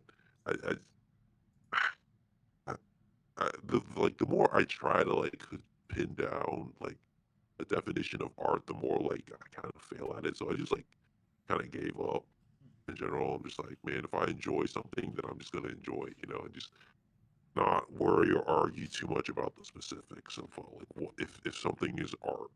Because but at the same time, it's like really hard because you do feel that there is an objective sense of art. Like, what is it? Like, Lord of the Rings probably is like objectively better than uh, what is it? Just a children's book, any children's book. Does Thomas the Tank Engine have like children's books? Yeah, he has children's books. Uh, Sometimes there's drawn, sometimes yeah, there's screenshots from the show. so probably Lord of the Rings is objectively better than that, right? But I don't know. Maybe there's one kid out there that like really loves trains, and he's like, yeah, but he hates fantasy, and he's like, Thomas the Train Engine, the Child's book is like the greatest thing ever, and Lord of the Rings sucks. And it's like, well, I can't really like argue with that, but like in a weird way, like Lord of the Rings objectively is like good art, like it's Yeah, better there's than the no Thomas the Train Engine hierarchy book. for what makes good art good art. That's the hard part. Because if there was, a lot of things that people like would just be placed lower on the list, and some things that people hate would score higher. There is no objective way. Yeah, That's the thing. and It's it's something I do dislike about art, like if you're talking shit, to someone, like, what is it? Like when fighters talk shit to each other, right? Like it's easy to know who can and who won't because at the end of the day, there's only gonna be one fighter who walks out of the ring, and you're like, okay, that guy was better, right? Like you can't really do that with art. Like what are you gonna do? Get in a like artistic fist fight with someone else? Like it doesn't make any sense. We're fighting intellectual battles here about like what's better. Yo, and you know what's also crazy? Um, this is gonna ruffle feathers. This is something I was thinking about. Like art is like people say that art is better or this thing is bad and this thing is good. So like, whatever. Okay, so you know people criticize the Last Jedi, right? Or shit like that, like Yeah. book movies. This is gonna sound fucking weird as shit, but from a technical sense, I feel like sometimes, not sometimes, but like, yeah, sometimes The Last Jedi is better than the stuff we're pumping out in the right wing. And what I mean by that is, I'm not saying that the morals are better, okay? Because they're not. But the way they convey emotion, or like the way they shoot angles, like the fact that you can clearly see these people's emotions and the message that they're trying to convey is like technically good. Whereas I feel like a lot of right wing art, like, could you really say it's better than The Last Jedi? Okay. And their morals may be better, their morals may be in the right place, but a lot of times I feel like they aren't. And that's just like fucking I get what weird. I see what you mean. The problem with Last Jedi, again, if it was a new movie, a new IP, or a standalone Star Wars Yeah. film that was not, in the main trilogy or didn't affect, the most pivotal characters of the original six films, it, it probably wouldn't have gotten as much backlash. But considering it just, was a dead end in the middle of the trilogy, that's what really pissed people off. A dead end and how they handled it. But Well, it's not even that. It's but like from a technical sense, you are correct that it is a better film. Again, Johnson did Knives Out, but at the same time, yeah, Johnson's and Artur and commercial do rarely ever mix. but it's also like the feminism, like regardless of the Star Wars IP, like they're showing their feminism in a way that's like artistically forceful. I wouldn't even say necessarily good because they are working against like the forces of like nature and like law and stuff like that. But they're able to present it in a way that's like kind of forceful. I wouldn't say it's like the greatest stuff ever, but like it does have like an energy to it. Whereas in the right wing, it feels like nobody's really uh doing things that have like force or like energy behind them, like just pushing something out there. And I think that's what we need more of, is just like pushing energy. And it's hard to explain like artistic vibes, like just stuff that like because I feel like a lot of the stuff we make is like really generic, man. Like it's just Hmm. like Army Thriller number 9,000. Like, oh great, man, that's not really cool. Like, I can't even. I don't want to cause drama, and I'm not gonna name names, but it's just like, man, a lot of this stuff is just so generic, and you know, it just has no power, in my Yeah, opinion. And like I I feel like we said, need more power. I remember those movies that you don't remember. That was a thing. Yeah. Yes. Yes. We're that, and we just stop being that. About generic shit. All I right. think the reason why they have generic shit and it's well tied to spirituality is that the faith there's no faith in their product because they don't really do the research. The whole write what you know. They write what they know, Mm. and that's why it's just imitation at best. Like, have you seen that trailer for that new shitty movie called Tarot? Arrow It never heard of it. literally is looks like one of those bargain bin horror movie basement kind of films. It Okay. legit it does literally the surface bare minimum of just, oh, tarots are for divination. Here's what's on the card. You're gonna die like the card. There's so many, like, if they studied actual tarot divination, there's so many ways they could have made the movie play out. I mean, cool, fun, creative. The designs are really good, but the way they die is just like you chose the most surface level obvious method to go because anything deeper than that would mean they would have had to research it. I shit you not, you probably could have gotten some white girl who is addicted to those serial killer dramas, Oh, and you probably could have gotten more creative deaths from her than the team that wrote this fucking movie. yeah, maybe. I mean, I'd have to see it, but it's very possible. Um, Yeah, but that's but at the same time, a lot of like artistic things that seem uh easy are actually very hard. Uh, I haven't watched the movie, so I don't know, but like, what is it? I just feel uh, like everybody says I could have written a better Star Wars story than The Last Jedi, right? And they all feel that. But I don't think they actually could. I think like writing is actually a lot harder than people give credit for. Okay, Um, I'd like to. I yeah, think and they I'm not could have. saying this. I think the context is could they've written better than the Last Jedi in the Star Wars sense? Absolutely, Yeah, but as good yeah, as the other six? No. sure. Well, you know what? Oh man, I'm gonna sound you like, bro. I was recently rewatching like Star Wars and stuff like that. I think it's mid, dude. Episode like, four, I or all six because if it was like episode all four, six, man. I feel like episode four is so slow. no, four is I feel slow. like Four, I honestly, it's. I'll put it this way, I prefer episode three to episode four, and that for some that's fucking blasphemy. Um, I know the this is gonna sound retarded. Like, oh yeah, I'm praising the Last Jedi in episode four. So okay, well, just to set the record straight, I do think the original trilogy is probably better than the sequel trilogy. Okay, but like, it's just weird, no, you you know. said you praised Last Jedi on a technical level. That's what you said. I mean, I'm gonna be real. I haven't even seen the Last Jedi, dude. Uh, I was like so out of Star Wars Eh, that like well, I was just so over Star Wars since episode seven. You know, seven is like uh, blah, and then I I heard it happen in episode eight, and I didn't even want it. But like, I can tell from what they're doing that it's probably better. You know, and it's hard to like make movies and shit like that. So it's one of those things. yeah. But it's like everybody thinks they can like write an Avengers movie or something, right? Yeah, it's Like easy when you have when a people fucking actually, template, but when you have to do it for the first time on your yeah. own, So one of those things.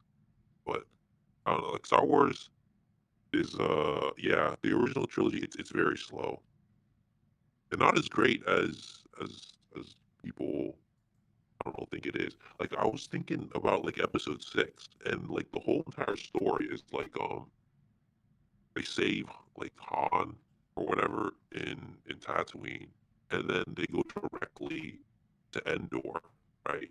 hmm. That's like two planets. That's the entirety of the movie. Yep, Like that's crazy. Like nothing happens. yeah. Five is has the most locations. That's what I like it. Like five just established what Star Wars would be known for. Um, I think five is the best. Yeah, yeah, but most people only like five is the best because of the Darth Vader reveal. The thing though with Star Wars, let's go back, is the time and context. Because for the longest time, the yeah, space opera was super dormant. I want to say like 20, 30 years. Because the Dune novels had come out and essentially killed the space opera. yeah. So Okay. sci fi had a little bit of a rut where it was very pulpy and campy, or it was super duper serious. There was very little in between. And Star Wars single handedly resurrected that. That's one I factor. mean, yeah. The other factor I was that mean, the I will say trailers. that like, Yeah, the thing is the movie looked way worse in the trailers. So I was like, wow, it was actually pretty good, and for I will say like for its time, Star Wars was probably like the greatest shit ever made, and I probably wouldn't even contest that. Like it's there for a reason. It's fucking super awesome for its time for sure.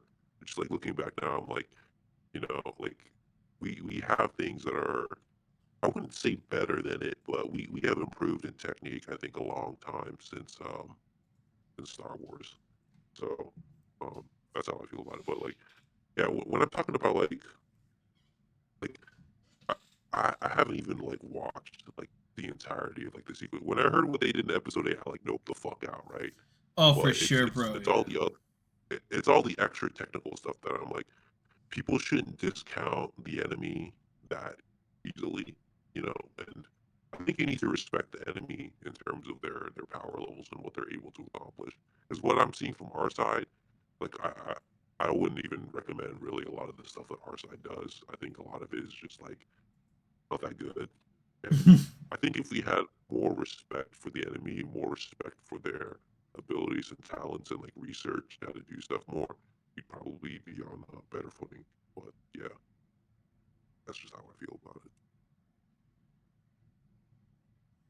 So but yeah, I guess we'll just go into like spirituality now. Unless you had something else to say. Mm, No. yeah, I didn't really have anything else to say. All right, cool. So like I guess the main not the main thing, but one thing that I noticed is that in this book Rick Rubin clearly is not like a materialist atheist. Mm. And it's crazy how many people still are, which I just like find crazy. So like the whole thing about art, and which is why it makes sense, is that it's a cosmic timetable, as he says, right? Like we're all part of this bigger universe plan, and apparently this stuff just happens. No one, I don't think he ever explains the book. No one really knows what it is, but it's clearly to me like this book is almost like a handbook of like black magic, Well, have you where seen have you seen how the man looks? yeah, It's like yeah, he he does. look he's like, let me get this table book off my coffee stand in the basement somewhere. Yeah, yeah, yeah. Like he could double as like some kind of wizard or something, some evil wizard, you know. But yeah, he's constantly telling you to like connect to the universe and get ideas from the universe and stuff like that. And there's clearly a spiritual element to it, right? Mm. Comparatively, and that's the basis of Rick Rubin's system. That's how his artistic system works. And again, this guy is the real shit. He doesn't fuck around. He's with like he's made great albums, right? Yeah. But if you think about it like that, like okay, so what God is he like? What universal God is there that this guy is into, right? Mm. And obviously, if you're from a religious perspective, then it's either like what God or Satan, right? So clearly, in my opinion, like you can be tapping into uh bad stuff Mhm. and you can be tapping into like good stuff, you know? Yeah. And I don't know if there is like a way you can like just neutrally tap into stuff. Uh but it's I don't know if you should just be as open to like all the ideas from the universe theoretically. But it does feel like the whole like manifesting stuff. You've heard of that, right? Like just manifest your future, Like you which is think of it and it witchcraft. happens. Yeah, that's like witchcraft, right? So, Some people call it witchcraft. Some people would just say, it's you're literally playing the mind over matter game. It's kind of like when you gotta throw up. You tell yourself, "I'm not gonna puke. I'm not gonna puke," and then you don't puke because you pulled through just enough. yeah, but yeah, yeah, yeah. But that's like I think the opposite you're putting on like materialist versus spiritualist, and like the spiritualist view is I'm manifesting this, I'm creating this with my mind and my will, and I don't agree to that. I think you should let God do that stuff for you, but from a creative way. And this is why like I think like art abstractly at some point may be evil, because this is basically like a handbook for like manifesting like your artistic desires, right? And I'm not even it's really weird because a lot of the stuff he says is correct, and it is how art lines up and how it works. Like you have to be like thinking about all this stuff, and it does like the ideas don't come from you, all that stuff. And it's just really interesting to see someone that high up like just clearly lay out that it's not materialism, atheistic materialism that gets you anywhere. Like there is a spiritual battle, and at that point, like what are you doing, and who are you tapping into? Which side are you on? In my opinion, Mm. and that's like the great basis of like what art is. And I think what is it? There was that one thing that I saw with Tucker Carlson and Bukele, like the president of El Salvador. Um, it was really interesting because like the first thing that the guy said was that the official, like, the way there was a plan that he made, but the way he won was just, like, by praying, right? And this is the guy that cleaned up El Salvador, made it, like, from the world's murder capital into, like, one of the I think he said the safest place in the Western Hemisphere, which is, like, insane, Jesus, you man. know? In one term? Yeah. Yeah. Christ. I don't know how many terms, but he did it in, like, a couple years. Like, he literally, like, changed the game, and one of the things that he watched the video that, you know, was, what is it? MS-13. Um, MS-13 is satanic. Did you know that? What 13 is satanic? MS-13. MS-13. They're the gang. Oh, I did not know that. Dude, it's crazy. Like, he was talking about how, so his gang, he basically, like, cleaned up MS-13. And basically, what you learn is that they're satanic. And he says that, and it's not reported in the West. Like, this gang, like, you think it's just a gang selling drugs and they're just evil. No, they're actually satanic. They have, like, satanic altars or something, Hmm. and they, like, do baby sacrifices. Like, I'm not making this shit up, bro. Jeez. And it's like, when the president of, like, El Salvador, who cleaned up the country, says that the way he did it was, like, just by praying, and it's like to win the spiritual, to win the physical war, you have a spiritual war, and then it, like, reflects into the physical, and then also see, like, people like Rick Rubin, clearly not atheist, you know, I would say atheist, but he's not materialist, right? Yeah. There's, like, something bigger going on in, like, what art is in terms of, like, spirituality. It just puts into to focus that you actually need that, and I think you should be cognizant of which side you're on.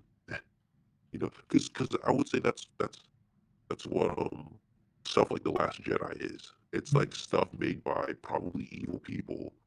I mean, I don't know if they are knowingly evil, but you know what I'm saying. They're Like, they're I pushing would say they're more so agendas. spiritually bankrupt because they don't believe in anything, whether it be Yeah, the value of themselves, a higher power, or again, or anything or any principles. So they have to make these things to fill that void, and that's why. And because they can't create because they have nothing to stand on, it's all destructive.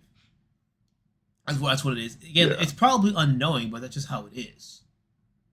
yeah, yeah. I don't know how many, like, there's got to be somebody that knows, but it's definitely not like everybody. And that's what you're up against, right? You're fighting this kind of spiritual war. So, like, maybe in terms of creating art in this, like, you shouldn't, like, techniques matter, right? But it's probably tapping into spirituality that's going to make things more interesting, that's going to make your art better when you have faith in something that's going to, like, you know be able to help you, because so many things in art are made by luck. So many things in art are, you know you have no control over. You don't, like, for example, the experiences that you have, right? Like, people tell you you have to get experience and stuff like that. Well, a lot of the experiences that you have are out of your control, right?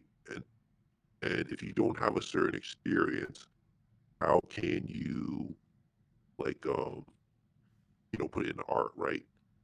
Like, um you just don't, a lot of those things, again, as I'm saying, are out of your hands. So maybe it's trusting in the higher power to give you the ability and the tools to make the art that you need to make, and give you the life experiences that will make great art. you know and so, you know it's not about the brushes or whatever, or, oh, this writing technique, if I follow this plan. I think it definitely starts at ground zero at spirituality. And I don't think this book, again, I said it's like a book of witchcraft. Like, I read it. I'm fine. It has useful tools, but it's something to be aware of. And I said it's like reading your enemy's handbook, because it does explain why they do the things that they do, right? And I think again, like learn from your enemies, learn from their playbook, and you can, sift the good things. Maybe you disagree with how I think the things, but I think this book is definitely worth reading. I think it's an artistic wow. It's a book about art that is very much worth reading, and definitely it will, I think, improve. I mean, it did improve my artistic output. So yeah, but yeah, there's a million points you can pick on that, Shimo. I don't know if you have like anything to add to that. No, no, but I do think you're right about like there being some kind of spirituality to put into your work. I'm not saying get the Kabbalah and summon angels and put their spirits in your Yeah, comic book. But you have to have faith in your work. If you don't have faith in your own work, how do you expect anyone else to? You know, sure. like a funny example is the Lion King. Like, everyone knows the Lion King, obviously, but when Disney was making it, the A team, the top tier team, was making Pocahontas. They thought that was going to be their big magnum opus of the Renaissance, and the B team was doing the Lion King. Same thing with in DreamWorks. You had the A team doing the Prince of Egypt, and the B team was doing Shrek. And what happened? It wound up being inverted because everyone still gave it their all. They still had faith in the project. Shrek came out great, and I think it's the only non-Disney film on the top 10 animated films according to the American Film Institute. And Lion King is now more synonymous with Disney than Pocahontas is. Pocahontas is like, oh yeah, they made that movie. Yeah. I mean, obviously, but like it's really weird. Like, why should you believe in your product, right? Like where does it come from?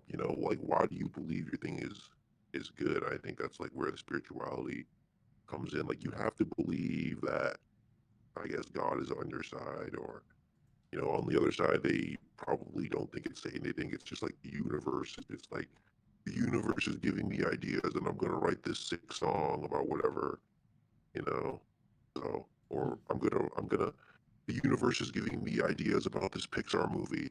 Uh, let's Spider-Man, make him gay, make him a gay cuck. That's probably what they're doing. Oh my Can you imagine?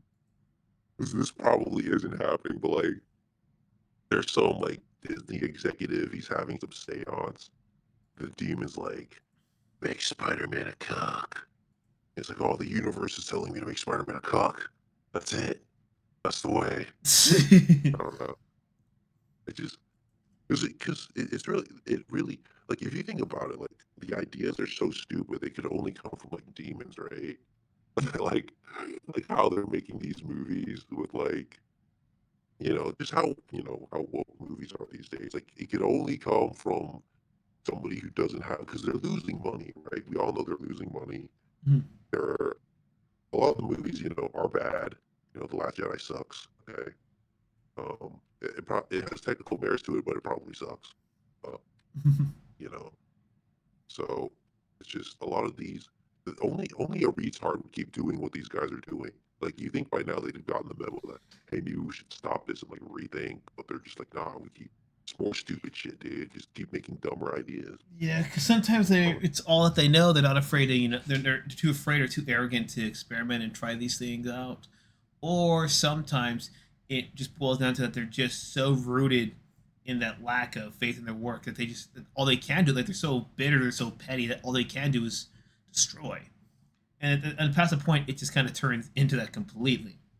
I mean, a People divisive believe in figure, their a work. 50-50, I mean, you could tell is Garth Ennis. I mean, I'm not saying, I mean, he's a perfect example of walking down that middle. You give him Punisher and occasionally Superman and Wonder Woman, and he can actually do a pretty good job when he feels like it. But a lot of his work, just goes to that edgy, very much deconstruction stuff that doesn't really add anything. You can tell it's more like a glorified venting session than really made for somebody else, and he gets enough in sales for the controversy to keep making more of these things. But like, don't you think these like people believe in their work though?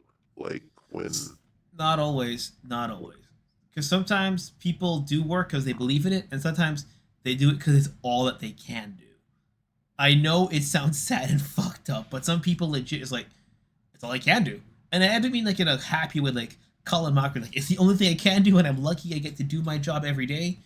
But I mean shit like like they're like the lead, like they're a really good animator, for example, but they're working on a cartoon. Their show got turned down, and their competition, or the person they don't like, their show got picked up, and now they have to work on that show. And they could go elsewhere, but where are they gonna go? Yeah, well, It's just a tragic comedy, it's more tragedy than comedy, and then when our comedy it gets more tragic, we all get pissed off at the end. sure. But I mean, like, I do feel that like a lot of like the feminist people or the people that are into woke stuff, they believe the stuff that they're making, right? They believe that they're saving trans people or something from being murdered or something by making their comics like woke or something.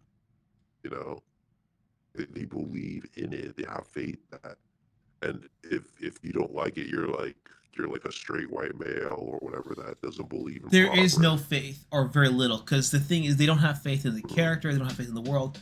They just have faith that it's gonna work because it is what it is. You know what I mean? I gotta think of a way to put this. mm, If I put out a rap song right now on a radio and I say it's gonna yeah. sell, it's rap, but is the difference between saying no, I wrote a good song, I know it's gonna sell. Very big difference. It's Sure. what's gonna happen with Star Wars Acolyte. It's gonna sell. It's Star Wars versus I put my soul, I put some effort into this thing. It's gonna be decent at least. Mm, yeah, I mean, Yeah, I think it depends on there what you mean by like faith, like how much and where. If you just mean like general success, then that's true. If you mean like the actual pieces, so that the whole is as good as its parts or better, then I don't think so. well, they believe in the ideology, like with like what is it, like Sweet Baby Ink or whatever. When they write stuff, they like believe in it. You know, like You know, they're like they understand that like the white male is like the predominant whatever thing, but then they'll like the speak. predominant whatever thing. Yeah, like I'm not quoting it exactly, but they're like they know they actually have to cater to the white males, but they'll insert things in there, right? That what is it? They'll insert things that push their worldview that they believe in, and they think that's cool. That's like and it's not Sweet Baby. It's like the studios themselves are like messed up. It's like the game director for like Spider-Man 2 or whatever. I think he was talking about like they added like the deaf girl section in. Did you hear about this at all? I don't know if you keep up with like the Spider-Man games or whatever. The newest one, no, Yeah, because I know they wanted to put Miles Morales as the focus of it, and I was sure. just like, oh, I I'm done, bro. Miles was good in that one movie. That was it. We did not need a Spider Verse 2 and 3. We did not need Miles Morales Sure. to come into Spider Man 2. I was like, nah. And to be fair, I wasn't even that hyped for the first one. I Sure. wasn't. But like, so I was like watching this interview with like this the game director, and if you didn't know, I'm not joking. One of the like side missions is you literally play as a deaf black girl, and you walk around and she's deaf, and like it's like a side mission. The game So director, they say that what they did with Miles Morales in part one, they did it again in part two, but with deaf blind girl, sort of deaf black girl. I yeah, bought this it, again. It's just Spider Man in the box. I want to play as I Spider Man, know. not Spider Man and friends and that random deaf blind black girl on the side of the street who might or may not be stealing from the liquor store because no one expects a blind person to steal from a liquor store. That's it. Yeah, but the game director is like it's so cool to like put different perspectives in our game, and you know, You know what? um, You know what upsets me a lot now that you mention it. Where the yeah, hell is Daredevil? Like you have Daredevil, bro. You need a blind man. But I know why. I know why. But I'm just saying, if you yeah, wanted to have and blind so man they like, have want a Daredevil to have a blind protege in his game, that would have been fine. yeah, But this is the Spider-Man game, not the Daredevil game. well, well, it's the thing that they won't even put like a superpowered guy, right? Like they won't even put Daredevil. Like you don't like how cool would it be if you're in the Spider-Man game and oh, suddenly you get to play Daredevil? That would be cool. Well, they don't do that, right? They're like retarded, and the other thing was like the MJ missions where it was like everybody hated it. So we were like, fuck you, and we're gonna like double down on Mary Jane. Like these are people who like believe in what they're doing and that they're pushing that they're progressing art and that art needs to have diverse people and diverse ideas and all this stuff. And it's like, money isn't really a concern to these people. They know that because it's Spider-Man, it's gonna sell, right?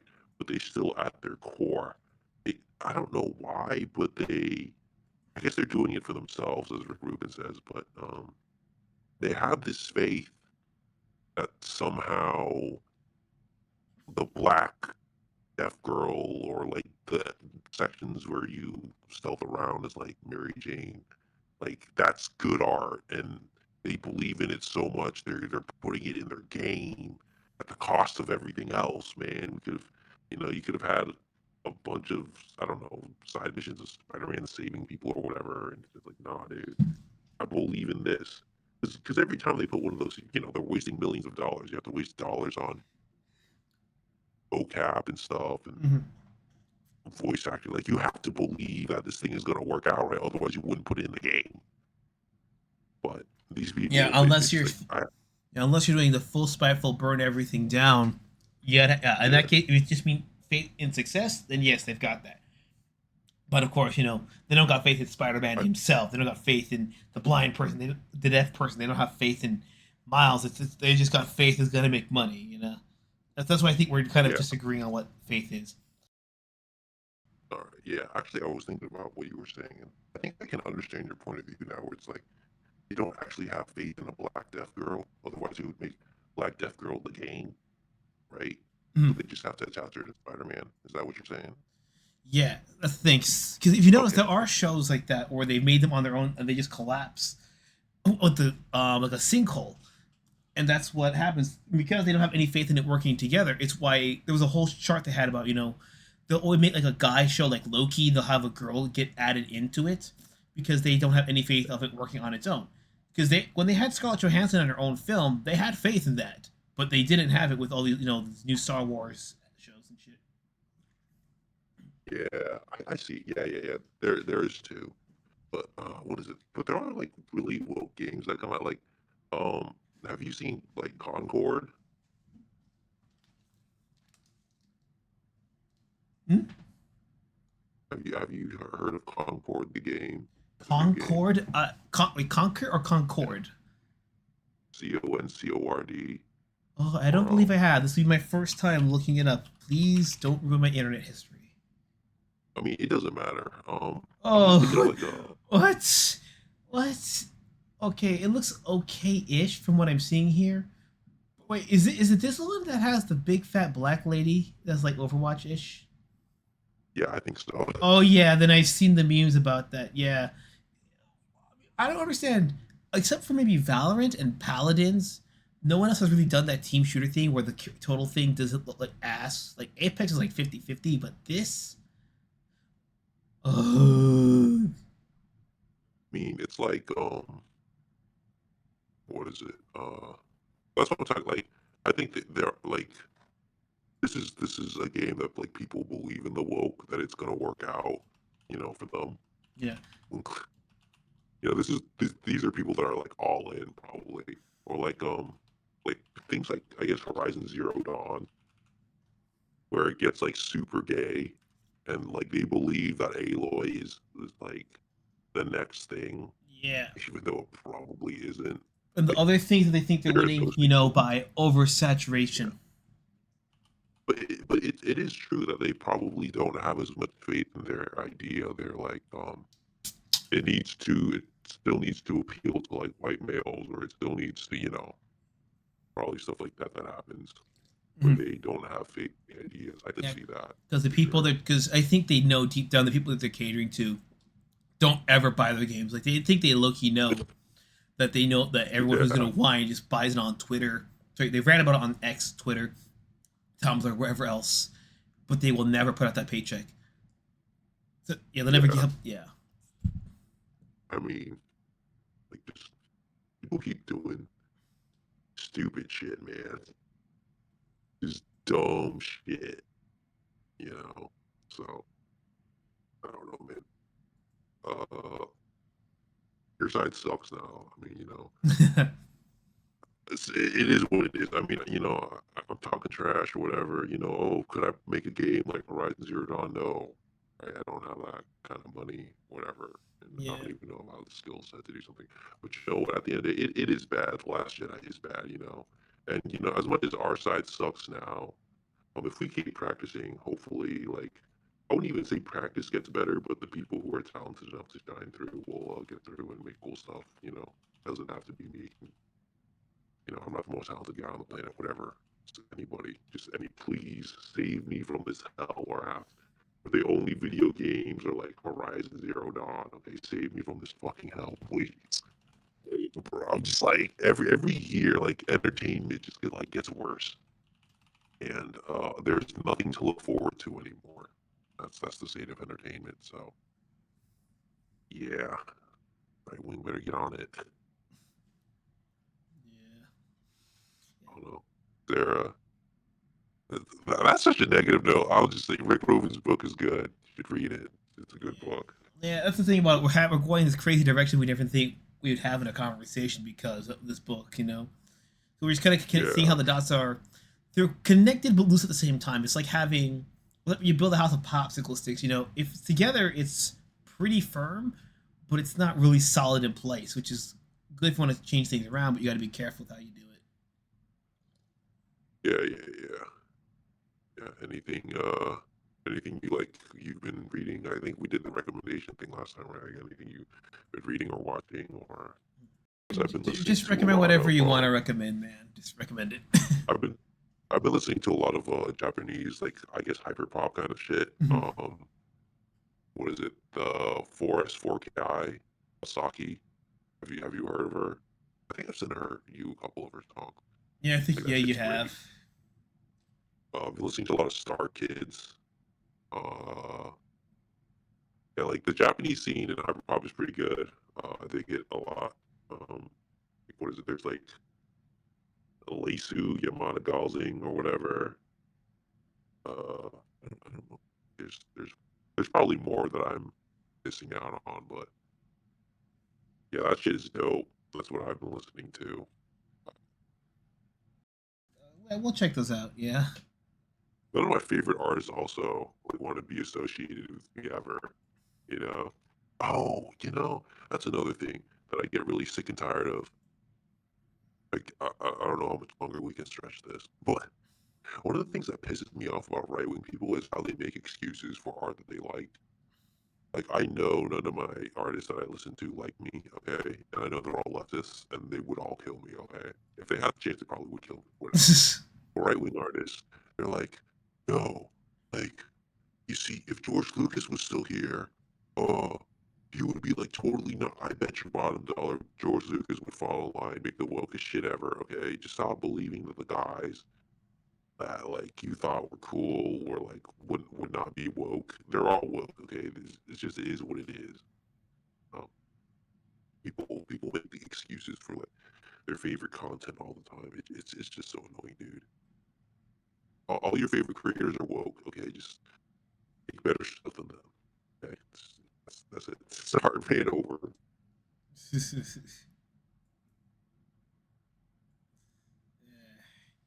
Happens sometimes, We don't expect that. I mean, trust me. It's like Robert E. Howard. Everybody wants to, who likes him wants to be him because he's a great author, but nobody wants to be there and see, how thin and how much of a kind of in shambles his life was, especially when he lost his mother.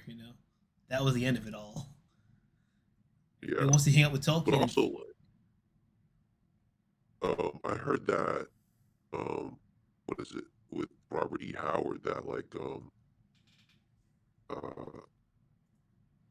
what is it like he wasn't as sexist as people thought or something. Like would Robert E. Howard be woke in 2024? There's a high like I don't know if there's I actually never read it, but there's a possibility he would have been woke in 2024. You don't know. yeah, Um, yeah, it's about, what the context is, how times are, personal beliefs, and how they grew up. yeah, I think one of the things was like Conan was like a barbarian because like civilization was so much worse and so much more barbaric, and he's like the lone rebel or something. Hmm. And the you know, I forget, was it like that's kind of anti-establishment, I guess, um, against state power, stuff like that. Is which is that's typically rebellious. Yeah, and like, was it the women being not as sexist? Like some of his women are like leaders or something, and Yeah. they can fight their girl bosses. You know, If like, yes, they would try to call them that, but some of them were a bit more sensible than the girl boss. But again, it's what the story called for, as opposed to just trying to fit any social political quota. well, it's like Star Wars was woke. I mean, I know you disagree with me on this, but like, or I don't know if you disagree with me on this, but I'm like, Leia is a girl boss. There's no way that you cannot say that Leia is a I girl boss, I right? I think Well, it. like Star Wars, I think for me, you know. it depends on the degree, because she is kind of arrogant in the beginning, but she does mellow out by the end of the film. And if you count the other two, she's assertive, but isn't like how Admiral, what her name was in Episode 8. Just. Yeah, but I'm saying that But I like, know, but I but know that's what a you mean. passing That's why, thing, to me, it right? depends on the degree of it, and the context. Where some people, And have like, a open cut shape. yeah, and it's like in Star Wars, you have like these rebels fighting against like these proper stormtroopers, because obviously it's like a Nazi kind of thing, and it's really weird watching it because in Star Wars, like the rebel, like Luke, like the main characters, they come off as like really rude, and like because you watch the scene where they're in the Death Star, and like the people in the Death Star are like actually really nice. Like they, like obviously in universe they're killing people, whatever. I get it, but in the moment, like if you see them, they're like in the Death Star. They're all walking really nicely, and they're very proper and calm and nice. And like the main characters, on the other hand, they start committing acts of terrorism, right? And I get why it's we're rebels. I get it, but in a very weird way that is kind of woke. Like like I know punk's a thing, but in society it is nice to have rules. It is nice to be proper because that's how like things progress, right? Like what is it? Like you'll see a lot of times where artists are like, we're anti-establishment, but if anybody was ever to run up on the stage and like protest their concert, suddenly security comes out of nowhere, right? Mm-hmm. So like they intrinsically they actually do believe in rules and being proper, Oh but yeah. Yeah, whenever they're in they danger, just yeah. pretend that they're not. Yeah, you were saying. No, I was just saying, when it comes to other people's stuff, they tend to be liberal, but it comes to their own stuff, they tend to be more conservative. Yeah, it's so it's just like things in the past were woke. George Lucas is probably woke. Name a favorite. Whatever my favorite thing is, your favorite thing is. Like the time of changes now. You know, but back in the day, they probably were woke. And there are people who've changed, not changed, but Hmm. they give signals that they're not down with the wokeness. I forget. Aren't there people who have like spoken out against like woke and stuff in like movies and stuff like that? There's a Yeah. couple people who are like cool, Yeah. but you know, for the majority, it's probably not that way. Yeah, it's never the But it's majority. okay. And I'm not even saying you can't like Star Wars. Like you can enjoy whatever you Yeah, want, man. separating the Like art from it's the okay. artist. Yeah. All right, yeah. So I just wanted to add an addendum to the whole Rick Rubin thing. Not Rick Rubin thing, but it was like I was like, oh, this guy's from Hollywood, and like he might be like I don't know, kind of sketchy or whatever, because no one really knows anybody, right? Hmm. But it was interesting. I was like, you know what? Well, let's actually look up what his politics are, or whatever. Or let's try to find out. And it turns out that according to this guy named Boots Riley, that Rick Rubin is a behind the scenes right winger who recruited Kanye to like QAnon and made him like not made him but convinced Kanye to meet Candace Owens and endorse Trump. Like I guess I was mistaken. I guess Rick Rubin was like on our side the whole entire time, quote unquote. I mean, I don't think he's probably just like a normal guy. He's not really on our side, but it's kind of interesting to think about. And nothing's as, I guess, clear cut as we think it is. And I'm obviously making an assumption off of Yeah. Hollywood people, but those assumptions aren't always correct sometimes. Yeah. But yeah, It could be that he might be like slightly right, or a bit more conservative than just most people. Not hyper right, but at the same token, though, it's according to Kanye, so you might want to take that with an entire goddamn salt container. Just I like Kanye. I feel like he's pretty 100. But it's just like there's people like Mel Gibson or whatever. Who's like people drink baby blood in Hollywood, or like the spirit cooking, and you're like, mm, there's something weird going on over there, right? But mm, a lot of times it seems like these people are just kind of normal.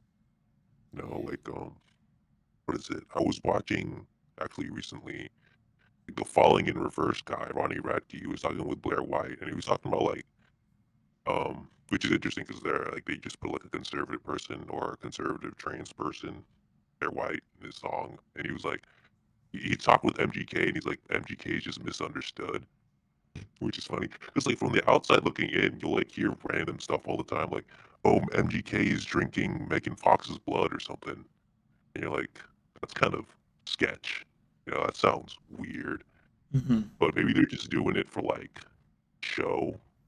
They don't really know what's going on or whatever. So who knows? Who knows what happens in Hollywood? But I just found it funny, and it's just you never really know what's going up, and uh, you know, don't make. Also, like half the time we're joking. Like when I'm like, oh, well, Tom Cruise is like putting circumcised baby cream on. That's a joke. All right, like for legal reasons, it's all a joke. And because nobody actually knows without hard evidence, nobody's accusing anybody of everything. So yeah, that's it. All right. Just take like all this, take knowledge with grains of salt. Anything we say, probably. So yeah, good. Are Yeah, we legally cleared? Will we not be sued? Will we not shot? we won't be shot, thankfully. Sued, Thankfully, I think we'll be right? fine. Yeah. All right. Like, I want to thank you guys for enjoying the second episode here of Tilted. And again, as you hear, we both recommend the book by Rick Rubin. yeah.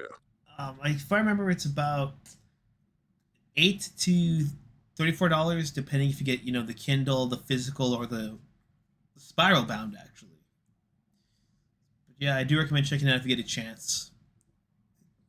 Anything? Any last words? I mean, uh, I would say that Rick Rubin is talented, and when a lot of people are talented. It's not like throwing necessarily shade. Everything I try to say is like trying to be as like neutral as possible and stuff like this, because you know nobody can always is Rick Rubin an evil wizard? Like probably not. I don't know. Like he's obviously a talented guy and he's good at what he does. So it is what it is. Who knows what's out there in Hollywood? Like it's really hard to tell who's actually evil and who's just like just in the zone with talent, but his book's good, he's talented, and yeah, buy it. Well, you heard it. Buy Well, you heard it. it here, That's what I guys. say. Well, until then, this is King Cringe and Shimo signing off. Take care and raise those fucking horns, guys.